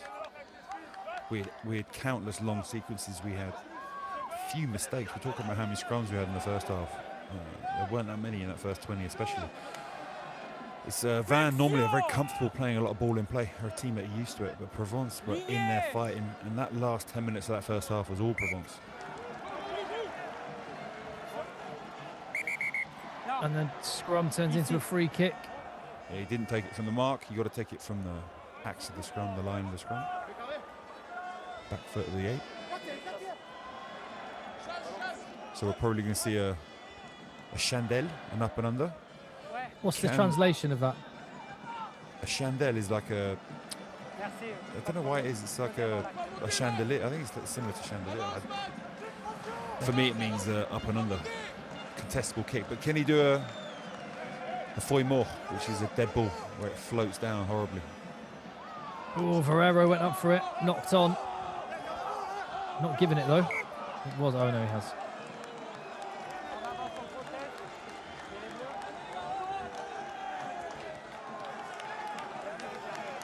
You can see, is that shoulder bothering him? It was a tough one to catch. Contested high kick. Right, here we go. Subs are coming on. Joe Edwards, Wawa De Benitez, Cherry. Some experience, powerful players coming on this pitch now. Is that a last turn for Mako Vunipola in French rugby, or will he have to do it all over again next week? He, of course, could come back onto the field. But for now, Wawa De Benitez. What's he like as a scrummager, Joe? You've coached him at Cast. Again, his out-and-out super strength is his carrying. He's so powerful. Can break tackles, got a great go forward. His scrummaging was not as good as his ball carrying, but he was decent, and he was young, and he was learning, keen to learn. And I think he's got better at Van. Quel est le problème? Allez, on se règle vite. I remember the day he passed his driving test, he was over the moon. 4th time. That's cute. What happens if you bump into Wawa? Is it? Yeah, that's good. We played Cass the other week. It's just great seeing some. Because all coaching is about building relationships with players. One of the tough things about being at Perpi, I only had 6 months, so I've not got quite the same relationship that I would have were I here for a long period of time. Yeah. Whereas Cass was a great time. Obviously Bordeaux, there's still players there I'm very close with. Width from Van. It did stop Bouthier in his tracks. He had to stop to catch that ball. Couldn't take it in he's full on that. flight. Penalty. Knock on. That should have been a penalty as well. I think he was really well on that ball. But let's have a look at this, because how did Van give them so much opportunity to get on this ball? They got to the edge, they got some go forward. There, he runs past. It makes a bad decision thinking there's an offload coming. This would be a great shot from here. So they're anticipating. Bouthier wants the offload. Poor read. He should have been going in and clearing out. Those moments there are where you get opportunities coming for Jackalers, where the team's not quite lined up. That's where you got to understand the player that's got that ball. Are they somebody that makes offloads? If you know there's somebody that never does it, you can honestly go and clear out straight away. But there's someone that often gets their arm free and would have popped up the ball. Bouthier could easily sit where he sat. That's why rugby's so hard. Like, you're running into a contact, you understand what this guy's doing, what he's capable of, where it's going to come from. And that's how you get good reads at breakdowns, and how teams like Toulouse play like they play. Oh, Yalagonia was quick to get that ball away. It looked like the pressure was coming on from Shona and De Benedictis as Tamar Harrison. First big carry in anger from him. Man, Colville got smashed there. Back on his feet straight away, though. And boot to ball. And Drouet after this one again. Oh no, it's Celio, the try scorer.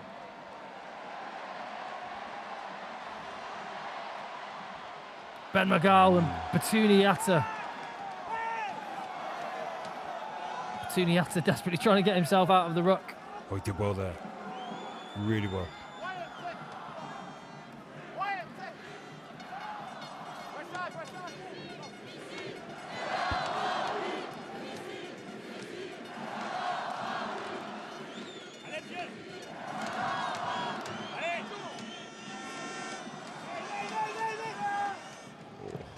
Is that ici C'est la Rabine, I ASCV? think. Oh, think they're saying c'est la Rabine. Rabine. Yeah, that makes sense. I love it. Rugby fans like football fans in France. It's brilliant. Van Robin being a little Tacola. bit more adventurous here. Yeah, they are being, aren't they? I think they've stopped wanting to feed Provence opportunities. Quite a big tactical change for them.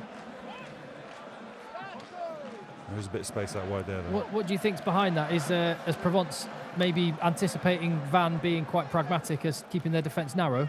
Yeah, it's just how dangerous they are when they do get these sort of situations. Oh, Gorison! That could have been a big moment had the pass from Colville gone away. As it is, it could be a big moment for Van. Bouthier chasing down Caleb Muntz. Steps his way out of trouble, shows a bit of speed. He read that so well, too. He did. As soon as the turnover happened, he's like, backfield, bam. He's such a good player. Ooh, penalty advantage coming. It's the youngster Paul Celio Swiller. Shouldn't have touched him. It'd be no more than a penalty. So late tackle, no danger, penalty. That is a moment. They were winning that ping pong battle. They were winning it. They did not need to give away a penalty like that. Again, that's a huge moment, because that kick out the back, if he just stops in front of him, blocks him from chasing down, there's going to be an opportunity, because he can't put everyone on side. They're getting on top during the pink kick battle instead. This is probably going to be 3 points.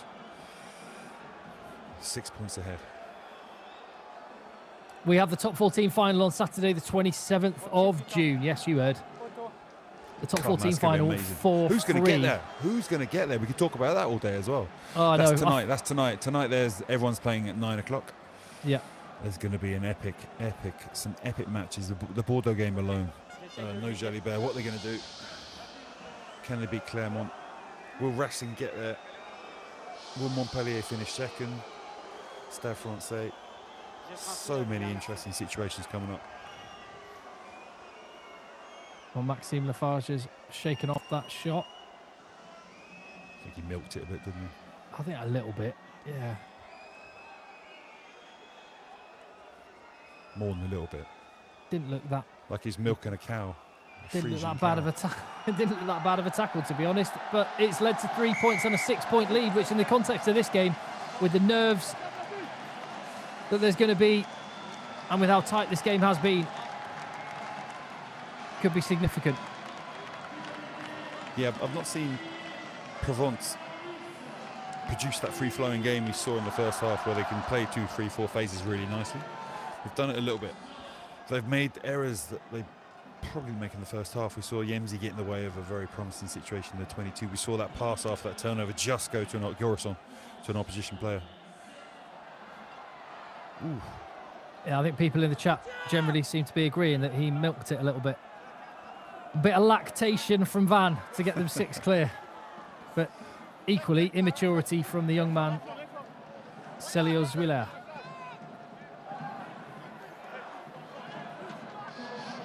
Right, what's this kick going to be like? We're going to be back onto Van.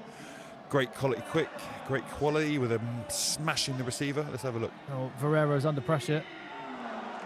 Yeah, the welcoming committee on halfway.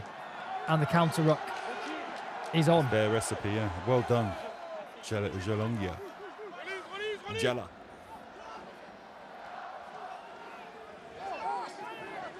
Non, vous le tenez. Ballon lent. The bagpipes.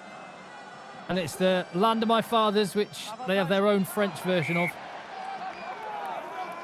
I think that bagpipe needs he's just gone to retune himself a little bit, hit a bum note and stopped. Yeah. I think someone might have tackled him. I think we got to the third note, and look at this though. So when they get it right, there's 2 players tackling him, and they both jump up to counter ruck at the same time. That's how they've been doing that all year. Look at the foot here. He gets a. If they carried on playing that, someone could have been in trouble there. I think his foot might have touched his neck, his head area. It looked very suspicious from the angle of the player's eyes, who was guilty of committing it. But luckily for that player, and luckily for Provence, they did not show it. Ben Stevenson of Newcastle Falcons until this season, moved to France and to Van. And he's had a good first year. A couple of injuries. Back in the 23 for today. He scored big tries before. But having been at Newcastle, he won't have played in a game of this magnitude. Yeah. Maybe will in the future. They do a great job at Red Bull, do a great job there. We'll see. Good scrum again from Provence. Both sides came up, but it definitely felt like the men in yellow had an advantage. Gorison snaffling up a loose ball again. Jalagonia trying to return. But yeah, a couple of big bits of possession that the Van captain has mopped up. Yeah, Zafra forced that one a little bit. Either Gorison faked it, turned his shoulders at the last minute to trick Zafra into making the pass. But that was another key moment again. First phase good, running onto the ball, big powerful players. That's where he's got to read that action from Gorison better. Varrero again having to step out of trouble, gets shotted anyway. And the momentum feels like it's shifting back to Van again. As Joe said, with the ball, they were being a little bit more expansive, but the Van defence is really shutting down Provence. And a big part of the opportunities that Provence got were winning these little 50-50s like that. But again, it's led to a knock-on. And again, Van looked for a couple of passes first. Boudon sticking it into open field, finding grass, but then finding Caleb Muntz.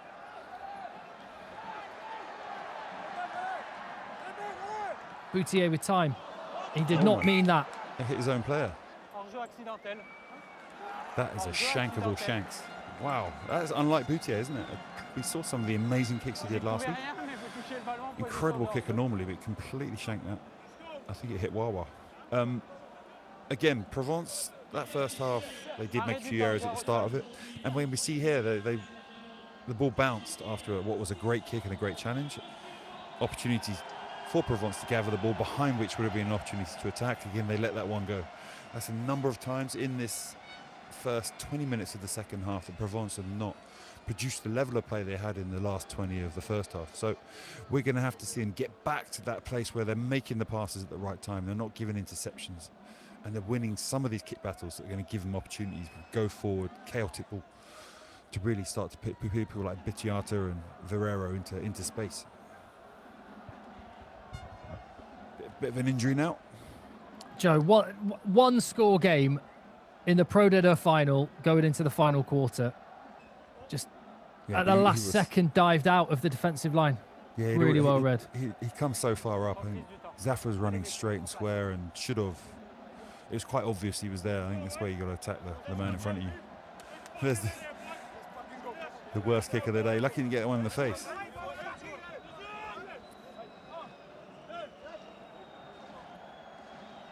Now, it's Provence's put-in on this one. And based on the last couple of scrums, if I were them, I'd be keeping the ball at Jalagogna's feet. Yeah, so they've gone for a 4-2, Provence. This is where the backfield's quite difficult to defend. Oh, that was... Got to give one... I was going to say, which way is that one going? And you can see the Provence players... Yeah, Joe Edwards was so happy he almost fell over backwards there. Yeah. That's a big moment there. Well, did he fall...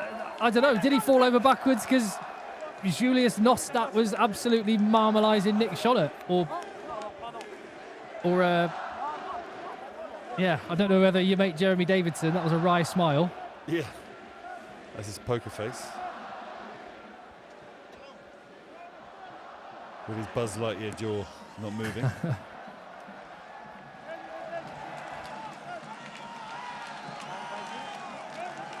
Yeah, it was Dave Cherry that popped up first.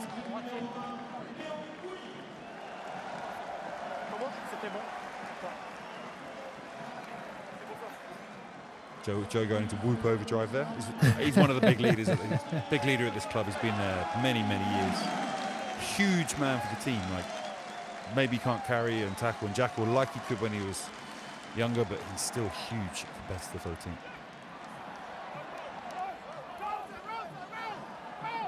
Every moment at this stage feels like a big moment. One more score from Van to take it out to 2-score game. Could be massive, and I think Provence, you can see how much they recognise that with the line speed.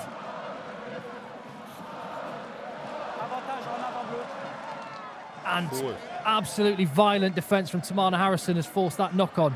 Muntz finds grass with the kick. Ben Stevenson. Steps and lifts, lovely play. Offload from Bouthier to Serrano.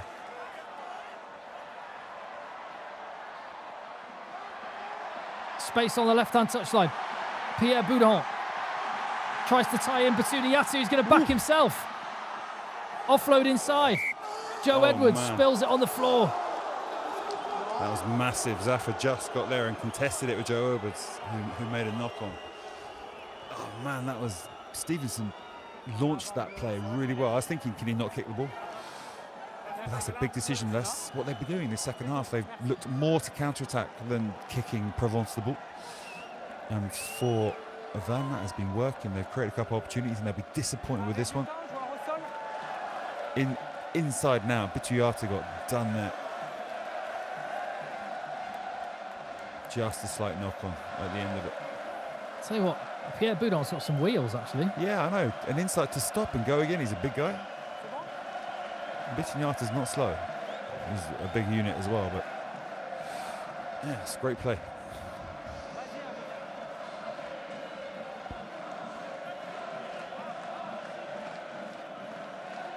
Not sure what he was talking about there. So the Breton fans are up on their feet now, sensing this is a moment. Their team's on top.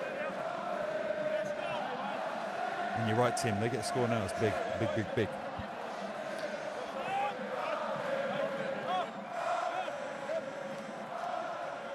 So Finau's gone off. Yeah. First game back. Maybe it was a little ambitious to think he'd last all 80. Pressure is coming on. Need to deal with that, Provence. Colville does. And it is the replacement, Pierre Lucas, straight into the action with his first carry. Nostat taking the passive hit inside his 22 so that Colville can exit. Another bad error. Look at Joe Edwards celebrating. That is a massive error. And Joe, all the vindication, all season long, we've been hearing you moaning about people taking passive carries. That is my pet hate, but What And there you the- go. There's what you take a passive carry against the. Oh, it's his own teammate's knee. No, again, why are you trying to place the ball there? Your teammate's over the top of you. There's no jackal opportunity. That guy. It's like the camera got stuck in reverse and forward there, but he was actually doing that.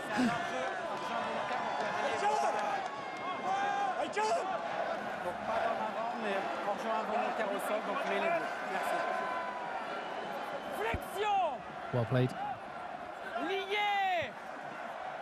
What an occasion. And what a big moment this could be with 15 minutes to go in the Pro D2 final. Solid scrum, pressure comes on. Penalty advantage. Van, already penalty opportunity to take it out to a 2-score game. Can they capitalise even more? Gorisson, it goes past him to Ben Stevenson. Airborne. Did he get that down? He Tim, I thinks think he got it did. down. I reckon he did. I thought he could have got airborne a bit earlier, but I think he got up. The Newcastle Falcon, from the northeast of England to the northwest of France. And has he just secured immediate return to the top flight of French rugby? Let's This have a will look be at looked that. at again. I mean, they got the penalty advantage anyway. The scrum is now dominating. Great pass, Ruru. Is he controlling that as he gets it down? He keeps it close to his body, doesn't he? Caleb Muntz was coming across. Ben Stevenson goes airborne. Oh, he's done that's well. all good. Nice. And from the touchline, Maxime Lafarge. Close, but a 9-point game. 14 minutes to go. They're going for... Ooh. He's having a look at something. Le toucher à terre est bon. On aimerait juste contrôler s'il n'y a pas un passage en touche, s'il te plaît. He wants to look at... He's checking if he went into the... He stepped into the touchline before, but I don't think...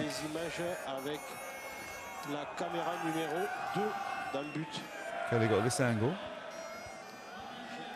He's pretty airborne. This is the one. Here we go. On va garder la caméra dans but et faire un arrêt sur image. Attends. Worth checking. Huge moment. Try. Both feet off the ground at that point. Yes, obvious. Juste celle-là. They're checking that it was not spilt and let go of. Was he in control? Let's Ok, try. clairement essai, pas de passage en touche.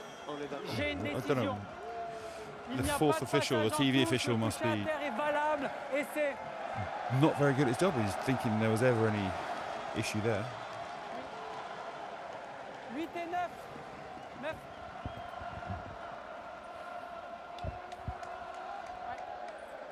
Still, there's time to go. More than 10 minutes. 11 points.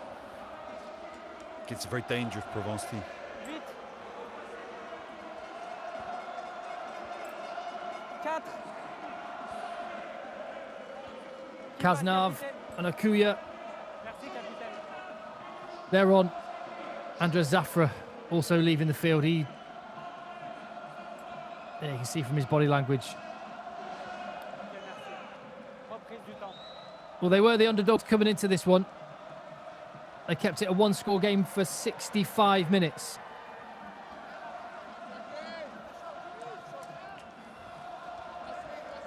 And Joe Van's game plan is just tailor-made for being just enough ahead. The better stay just at arm's drag length. their 9 in there. Yeah. Wow, what a kick. Lovely kick straight down the 5-metre tram line. Ferrero nowhere to go. Defence waiting to just pile the pressure on. Gorisson's there.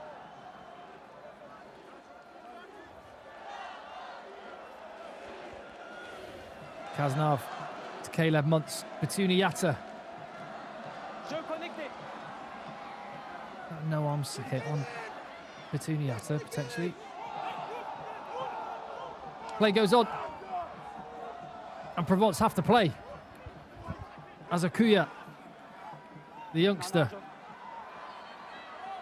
floated to the edge. Inside from Celio.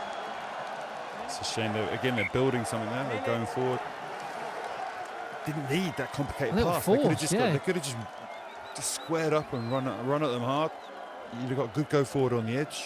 You did not need to do that.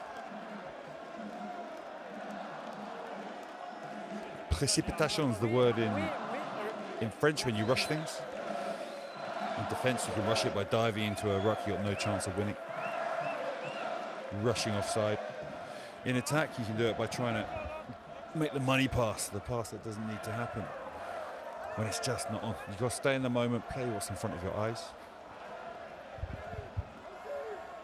Provence are going to be disappointed with what they've done in this second half. Well, we can see the tension on Sant-André. Do you think he'll have already started doing it? His analysts will have already started looking at your guys, won't he? Perpignan, I guess you'd have had to do, whoever was in this game, Van and analysts work weeks Provence. ahead of every permutation. Analysts are a different breed. They would have gone through every permutation and prepared their analysis of whoever they thought they'd be playing and win.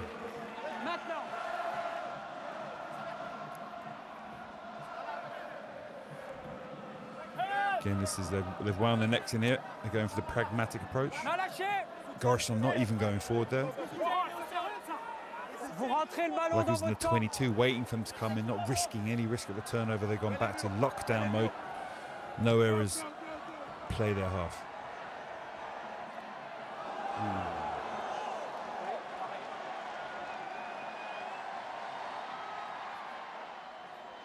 Great offload. Reculez, va. stepping back. Nudge Ferrero, pinned in the corner. Very little option. Drouet isolated. Betuniata alone there to try and take it on. Tamana Harrison. That's exactly where Van want the ball. Scoreboard pressure and the clock ticking down. Oh, they get this away from this situation here. Even fast ball now, which they got. Oh, he's knocks it on. Ball spills, Drouet. Months. Can they create some magic? What's Ferrero got? Oh, the Celio Zuela. That got not go forward.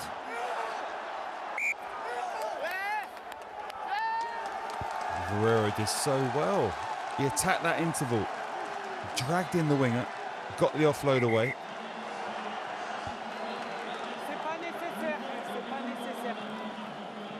If you want to know how tough 70 minutes of this Pro D2 final has been, have a look at those two. Let's have another look at this. Great play here, we go.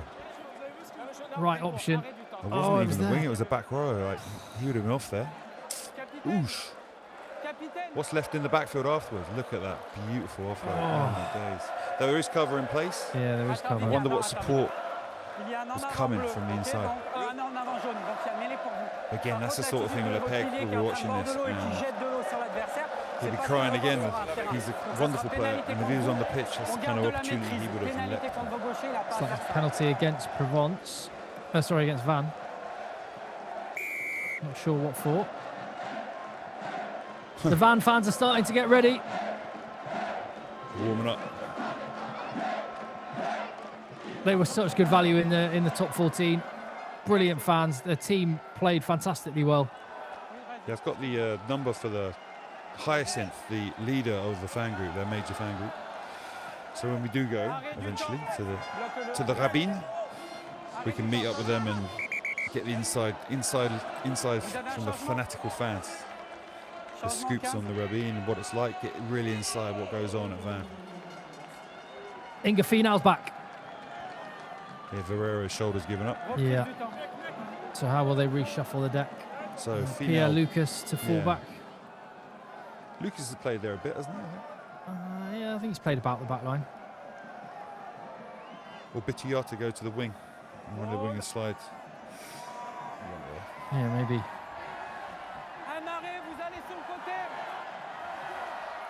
That's the first stop. Referees warned them. We're going to see them play this. And they have to play. And they need to go forward ball that they can played quickly off as Dave Cherry goes in to try and disrupt. Cazenave does get that quick ball. The offload to Caleb Muntz. What can he make happen? Lift. Drouet into the 22. Cazenave snipes. Was that high? No, below the shoulder. On we go. The ball is slow.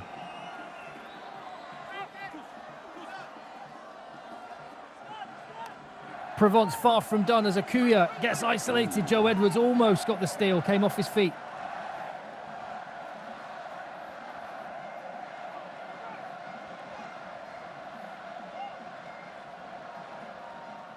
Oh, the stakes are massive. Something out of this attack into the Van 22 essential. 3, 5 or 7, doesn't really matter. They've got to score twice. Oh, Caleb Muntz was that. Just footballing skills to control. Composure as Inga Finau. Thought he was going to kick the ball then. Kick possession away. Ooh, Penalty advantage in a very kickable position. Do they go for the full 7?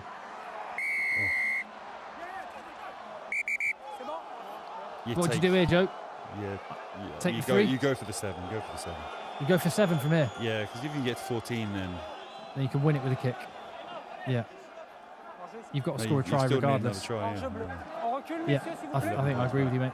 And so does Philippe Saint-André. You need to do it quickly, though. Even when they get this more over the line, we'll be up to 75, 76 minutes by the time that kickoff comes their way.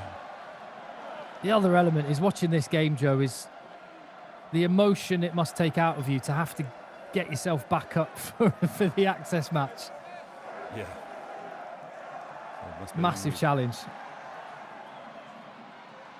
And the replacement hooker, Pifoletti.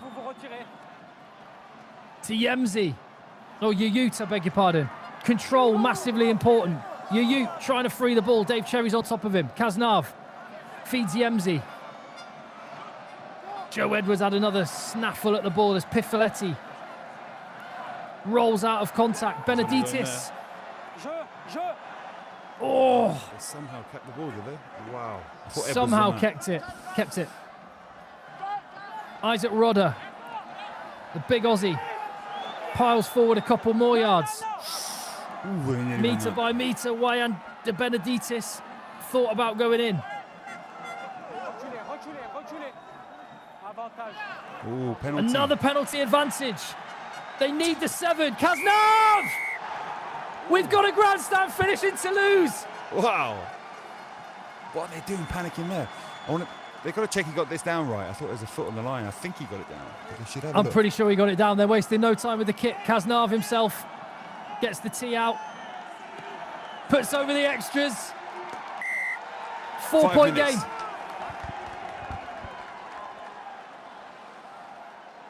Boom. Oh yeah, my maths was all over the shop. What was I even thinking about a 3? They've got to score 2 tries.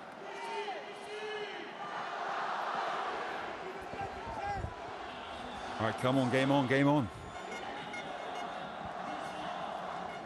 Yep. The fans will not be enjoying the dramatic ending. The whole Pro D2 season comes down to 4.5 minutes in Toulouse. You'd rather be in Van's position with points on the board, but all Provence could have asked for was a shot at the top. The coach desperately saying, stop the clock or get this Van team to hurry it up. They're in no rush whatsoever.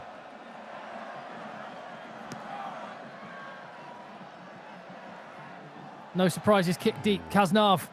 Poor kickoff. Bouthier. Doesn't want to. I thought you might want to slow that down. Goes quickly. That's a strange call. Caleb Muntz. Lafarge again doesn't call a mark.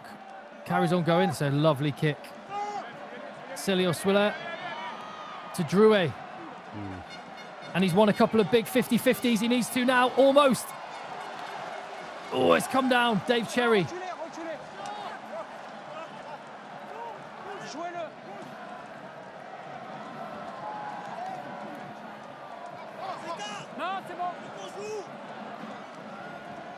Well, what a difference maker Joris Cazenave has been for Provence.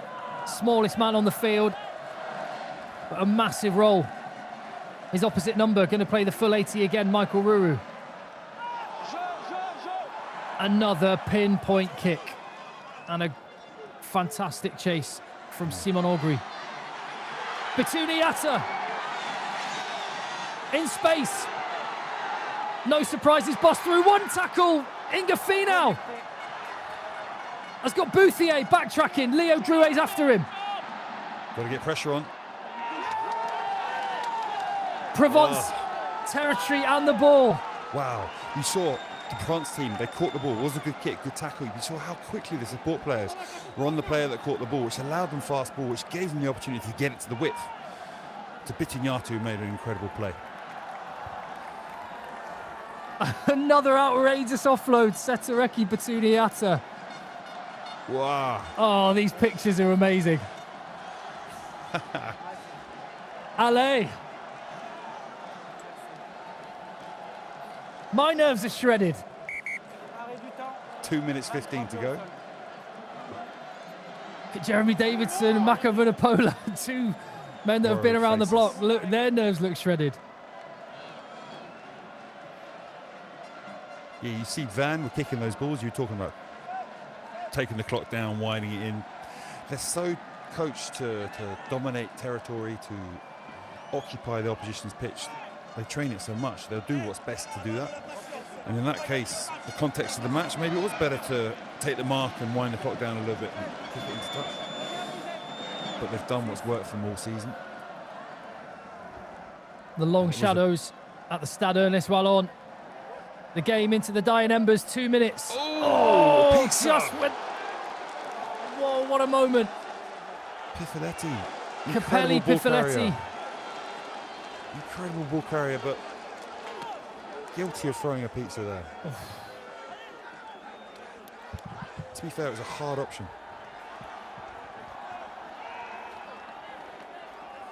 But still, you expect your hookers to be able to throw them. I've never seen Philippe Saint-André looking this tense. Normally he's just an angry face the whole time. He's Palpatine mode, but yeah, he's actually angry now. Tommy so Francis Tom back Francis on. back on. Tesuri as well to bring some bulk to the back row. He'll be pushing Thomas on the Francis. Will he be Provence's Oxenche on as a replacement? They desperately need something. And Wayan de Benedictis will know what's coming.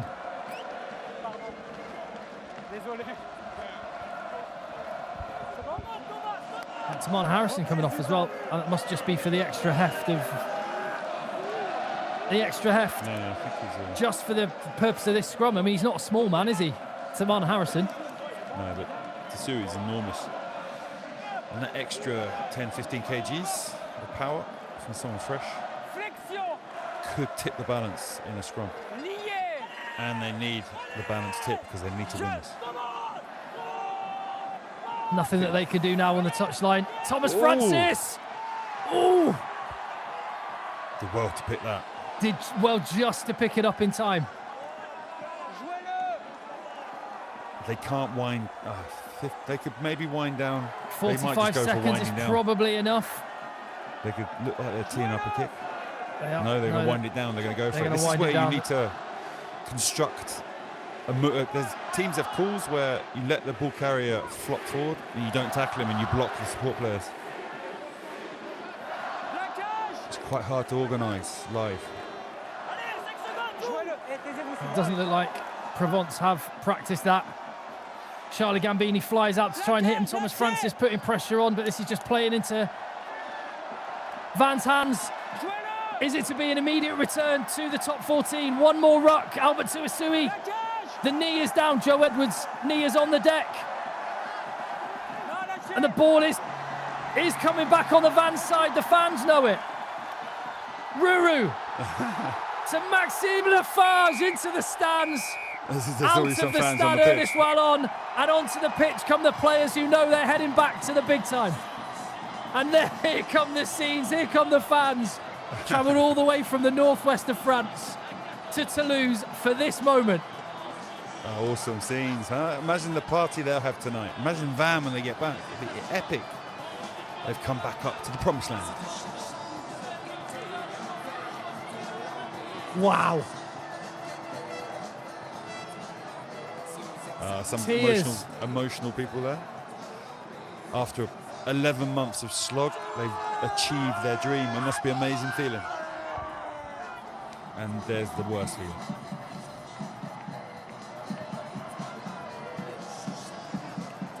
Incredible scenes. Oh, wow, look at that. You don't see scenes like, you barely ever see scenes like this in top flight rugby anywhere in the world. And This is incredible. this is incredible.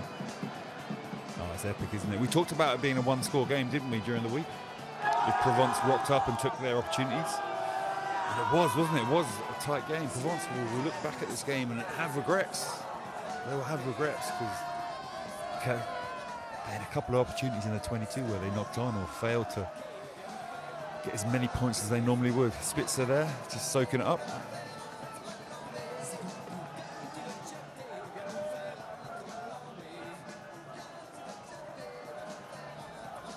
Not sure if he's checking his smells or he's emotional there and crying. He's a man who doesn't give a lot away, but I think that picture says a lot. An institution at Van.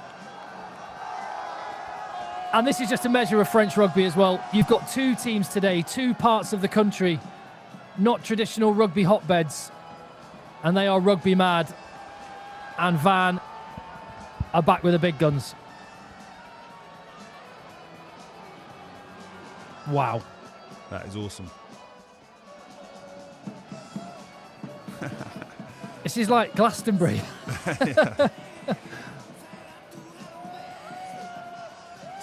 Some Breton rock going on.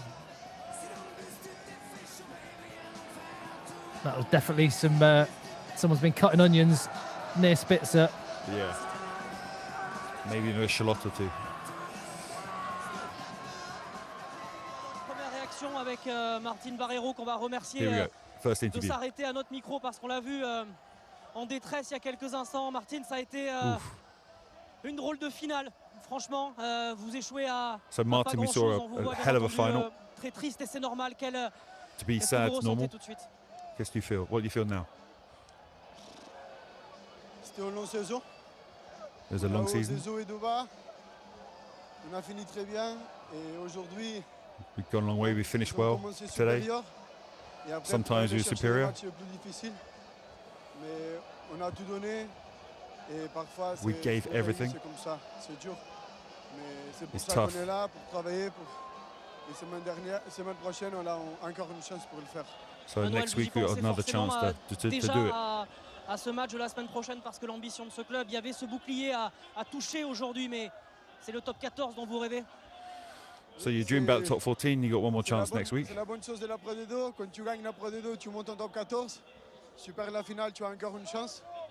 It's a good thing about Pro D2. You win the final, you go up. You have a second chance. If you don't, On peut monter pour monter en top 14. we can Merci. still C'est go bien up in the déjà top de se 14. projeter. Merci beaucoup, Manuel. Very disappointed player there. Yeah.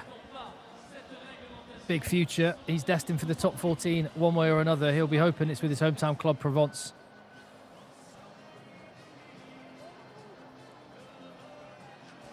Are they going to manage to get someone from Van to actually come and speak? They're going to have to make their way through about 15,000 fans. Yeah. To get there. Wade in and grab one of them out. Absolutely incredible scenes. Reminds me of at Gloucester once. Kenny Logan did something to incense the crowd, the shed. And at the end of the game, we won like 6 minutes into injury time. And Alex King was doing an interview at the end, and the crowd was slowly getting closer and closer, and they started slapping him on the back of the head and kicking him in the shins. That was fun. Wow, look at this, Joe. Oh, it's incredible, isn't it? Oh, there we go. Les Yeux d'Emilie. Oh, no, this is the other one. The other absolute stone-cold French banger that they always play at the rugby. Who did it? I can't remember. Please help us out. No, it's Joe Dessan. Joe Dessan, that's it.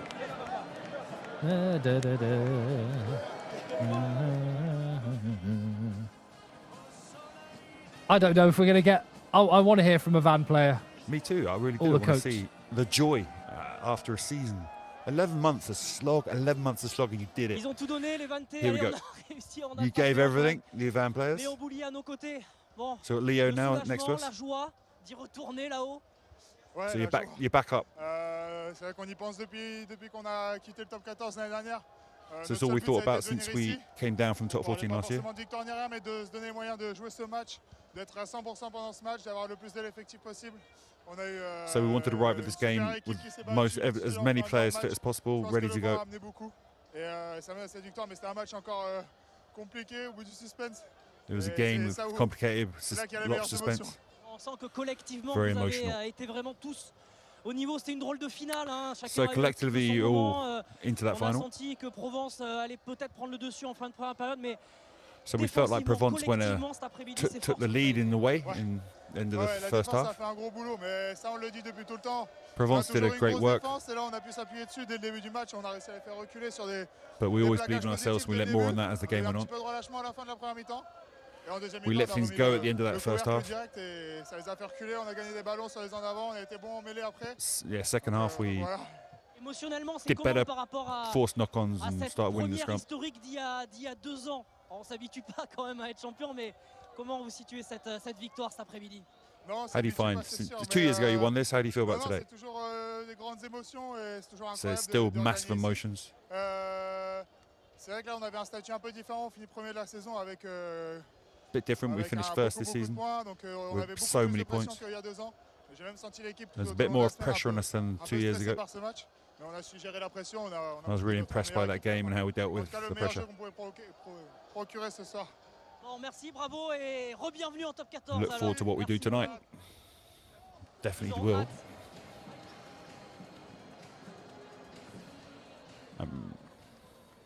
Bon, on va dire welcome back en top 14. So welcome back, they'll rule up as well, I think. Ça a été une finale un petit peu bizarre. Nice to know. I've learnt what difficile, welcome back vraiment, is in French. Un énorme combat, beaucoup de temps de jeu. Il a fallu Yeah, aller amazing la battle, chercher, both cette loads of ball in playtime. Oui, oui. How do you Pour feel? le premier, je veux féliciter la Provence Rugby. I want Ils to ont une belle congratulate finale. Provence. Oui, comme tu as dit, c'est pas été simple, mais on a été un chemin cette saison, on a un défi. Aujourd'hui, on est présenté présent. Donc, This moi, je suis fier de this ce week groupe, we had a fier de big ce club challenge. et cette région, parce qu'aujourd'hui, il y a beaucoup de Bretons We fought for the club and the region. pour être là et je vais féliciter. Bon, on va montrer le trophée parce que vous êtes quand même l'homme du match. Michael, So on se you souvient were que man of vous the avez match. fait le choix de rester à Vannes. Vous auriez pu partir peut-être en top 14, partir ailleurs. Vous avez So fait you le choix decided de to stay at rester Vannes. You pour could have stayed in the top vivre 14. encore, des You émotions could have gone comme ça, elsewhere. comme il y a 2 ans finalement avec cette victoire ici même déjà. Oui, exactement. Il y a des clubs qui étaient intéressants. Mais So à la other fin, clubs were on prend les interested. choix avec la famille.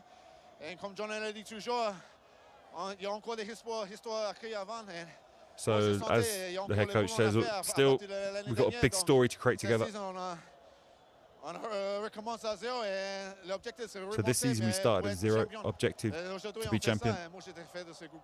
Bon, merci, And welcome just back, alors. I'm really Merci happy beaucoup. about this. À l'année prochaine, top 14. Merci. Merci, Michael. And you understood the last bit. Kiwi Breton accent is quite difficult to understand, to be fair. Well, he's probably been, for me, player of the season in Pro D2.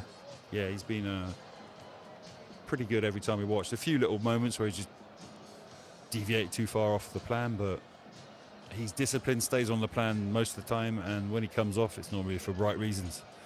He gives Van that little bit extra, that je ne sais quoi, the ability to do things which aren't in their hyper-structured system, and that's really gold for them.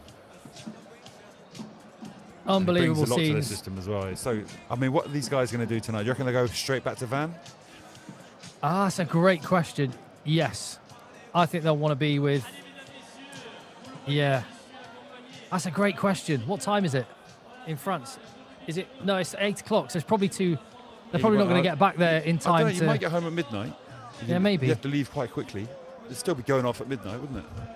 Yes, it would be, yeah. There'll be people waiting for him on Sunday morning, I'm sure. And we're going to see the trophy lift. I don't know, what's the name of the Pro D2 trophy? I should know that. They're like the Brennus. I can't remember. It's a different Brennus. Bouclier. Bouclier de someone else maybe. I need to check that out actually. Does anyone know who's watching now? Is there a name? Like Bouclier de Brennus is the trophy for the top 14. You still win a bouclier for each league. There's a bouclier for the team that does, like Nice would have, no, Nice didn't win it, sorry. Narbonne won the bouclier for the 3rd division. Is there a name? Brennus pour le bouclier de Pro D2? Our friends at Roast Beef Rugby seem to think that Van will be off to Chez Tonton in Toulouse. Do you know that, Joe? Do you know that place? Yeah. Yeah, there's one in Bordeaux as well, I think. Well, this song's going to play havoc with the YouTube copyright. Demonetize us, which is another perfect opportunity for me to say, if you want to support the channel, subscribe. Oh, so we actually just turn the sound off. We're so paranoid about. Is that one of the most legally offensive songs to play on YouTube? Is it? Yeah. Well, no, I don't know about that. It's just, I mean, maybe a legally offensive song could just be used to describe that particular song. But why? Oh, priceless. Yeah, we might as well put the sound back on because we'll have been demonetized by now anyway. But support the channel Who sung by that song? Pointer Sisters. Pointer Sisters. We probably got paid. It was used on an advert for Crunchies back in the day, Joe. I remember. Thank Crunchy, it's Friday. Was it used in Shrek as well? I don't. Possibly, probably. At the end of the end scene, I'm pretty sure. There you go. Look at Joe Edwards. He's so happy. He's such a good guy. Enzo Ben Magal. Of course, he's doing fair play. Photos with the crowd. Pierre Boudon. Oh, that's a happy family there. Loving his rugby club, RCBO.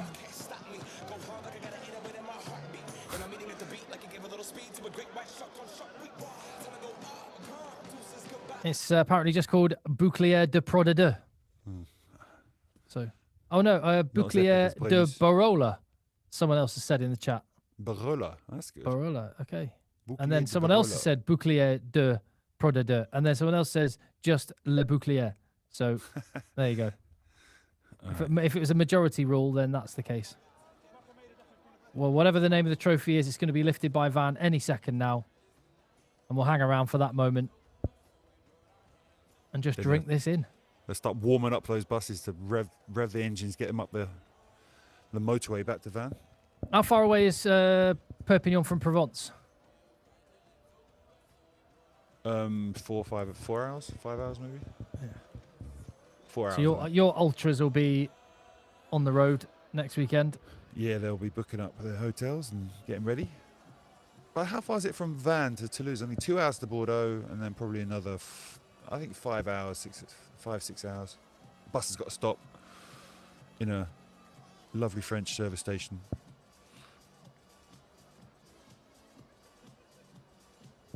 Yeah, it's taken ages to get this bouclier out. It's like a crusade, isn't it? Well, that's probably the wrong word. It's like Glastonbury. That's probably a better description. Well, it is an invasion by La Bretagne. Why have they made some space over on the left there for someone in the middle? You see the what's circle? going on there? Like a big mosh pit. Like a mosh pit, the guy waving a bigger flag? Yeah, let's have a quick chat again about Lewis Moody's Cycle Slam. Raising money for My Name is Doddy Foundation, which we all know is just an incredible charity, doing amazing things, just spending money on a disease that is just underfunded in terms of people putting money into finding a cure. So everything we can do, everything we can give is vitally important. And I'm joining the Cycle Slam.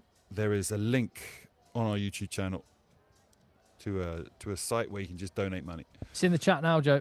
It's in the chat right now. So please donate some cash, because it's just an incredible event.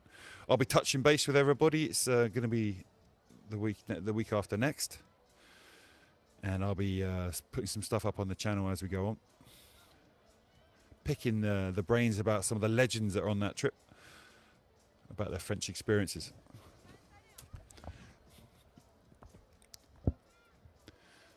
I think they've lost the trophy.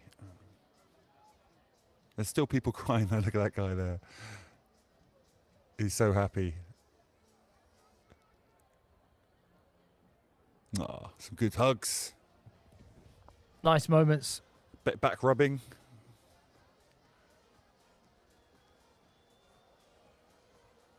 It's a good moment. Good moment for the squad. How are you feeling about next week against Provence, Joe? What was that, guys? You cut out again. I can't hear a word you're saying. It's I just want to talk about the joy in the face of these the Van players. It's just an amazing moment after the slog they've gone through. The parties they're going to have now. I'm slightly jealous. I would love to be at this week and next week. Do you know what? I've not thought of it like that, Joe. In some respects, yeah, they've got like an extra. Well, I suppose for a lot of the teams in the Pro D2, in top 14, they finished today as well. To be fair, yeah, they finished as well. But it's only the top 6 that carry on for another month. The international windows don't start for a little while, and there's a couple of weeks there where you can just sit back and soak up what you've done. And honestly, a lot of the best moments come then when you're with the boys, maybe having a drink and a chat. The tension's gone, it's lifted. You've won something major. You've won something that, as a group, you've had the vision, and it's worked, and you've got there, and you got to the goal. It's really kind of now in the next few weeks where you can really enjoy it, because in the moment there's always a game coming up. You've got to get back on the horse. You've got to keep going. You've got to keep working. You've got to keep going. There's precious time to actually enjoy anything in professional sport. But one thing I do remember and used to love is now where the season actually ends. With the club, it only happened once or twice because we had to go on tour. But it's just you can sit back and really enjoy good times with guys you spend all year with, and guys you spent all year going through a battle to get to the promised land. And the Van players be in a town that's going to be full of energy, full of life, full of people desperate to party with them. So with that added bonus, because remember, Wasps in London, it wasn't exactly the same as Van in Van. The whole town be ready to go hard. But we're nearly there. The players have gone up to get their medals. The president of the Ligue Nationale Rugby is giving them their medals. Dave Cherry, one of the faces familiar to UK and Irish audiences, Santiago Medrano, the Argentine international. Leon Boulier. Yeah, I think they interviewed him because they couldn't get Ruru. They couldn't get him out of the crowd, and then Ruru turns up, and they end up doing both.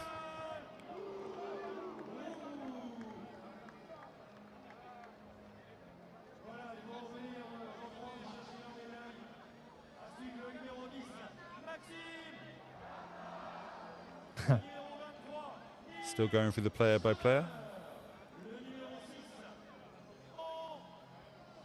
Agree. They're not exactly flying through them, are they? No.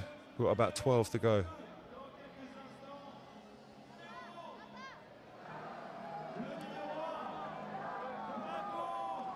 Ruru.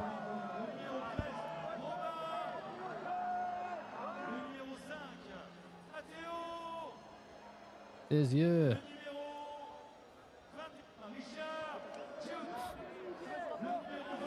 When they're announcing the names like this, like Johnny Wilkinson or something, if you're following Johnny Wilkinson, it's hard work, and that was a W as well. So you go up and do something. You go up and do something. The cheers for Johnny are going through the roof. Must be special for and then Anthony they get to your Boutier. name, and it's kind of Boutier. Yeah. Must be special for Boutier because, you know, he grew up in Van, came through their academy, went off to play top 14 rugby, great career with Montpellier among others, and he's come back home in the twilight of his career, and he's going back to the top 14. It's a cool story. Yeah, to a club that's growing massively. And here comes the captain. Gorisson.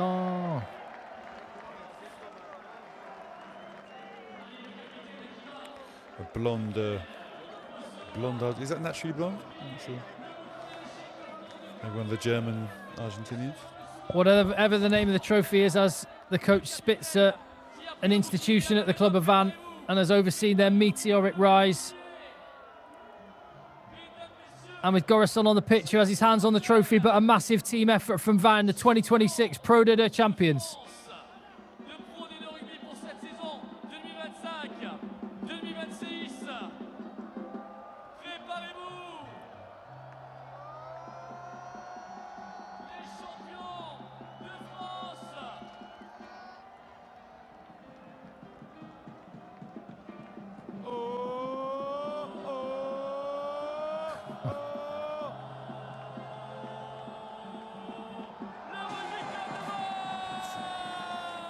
And Champions there we for go. 2026. And what a lovely moment. Francisco Gorisson, the captain, stepping back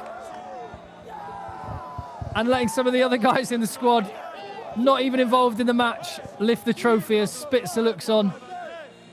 Steamy eyes. Full of Steamy pride. eyes.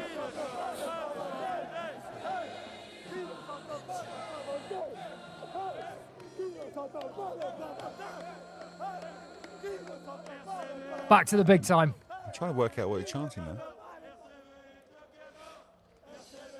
Class stuff. Well, we've brought you one massive, consequential money match. Crown the victors of Pro De Deux. They're going to have a big night wherever it ends up. Oh, it'd be epic. Big, big night ahead. If they can fly back, jump on a plane, airport's around the corner. Be in the centre of a van by 10 There's going to be o'clock. bubbly popping in that changing room.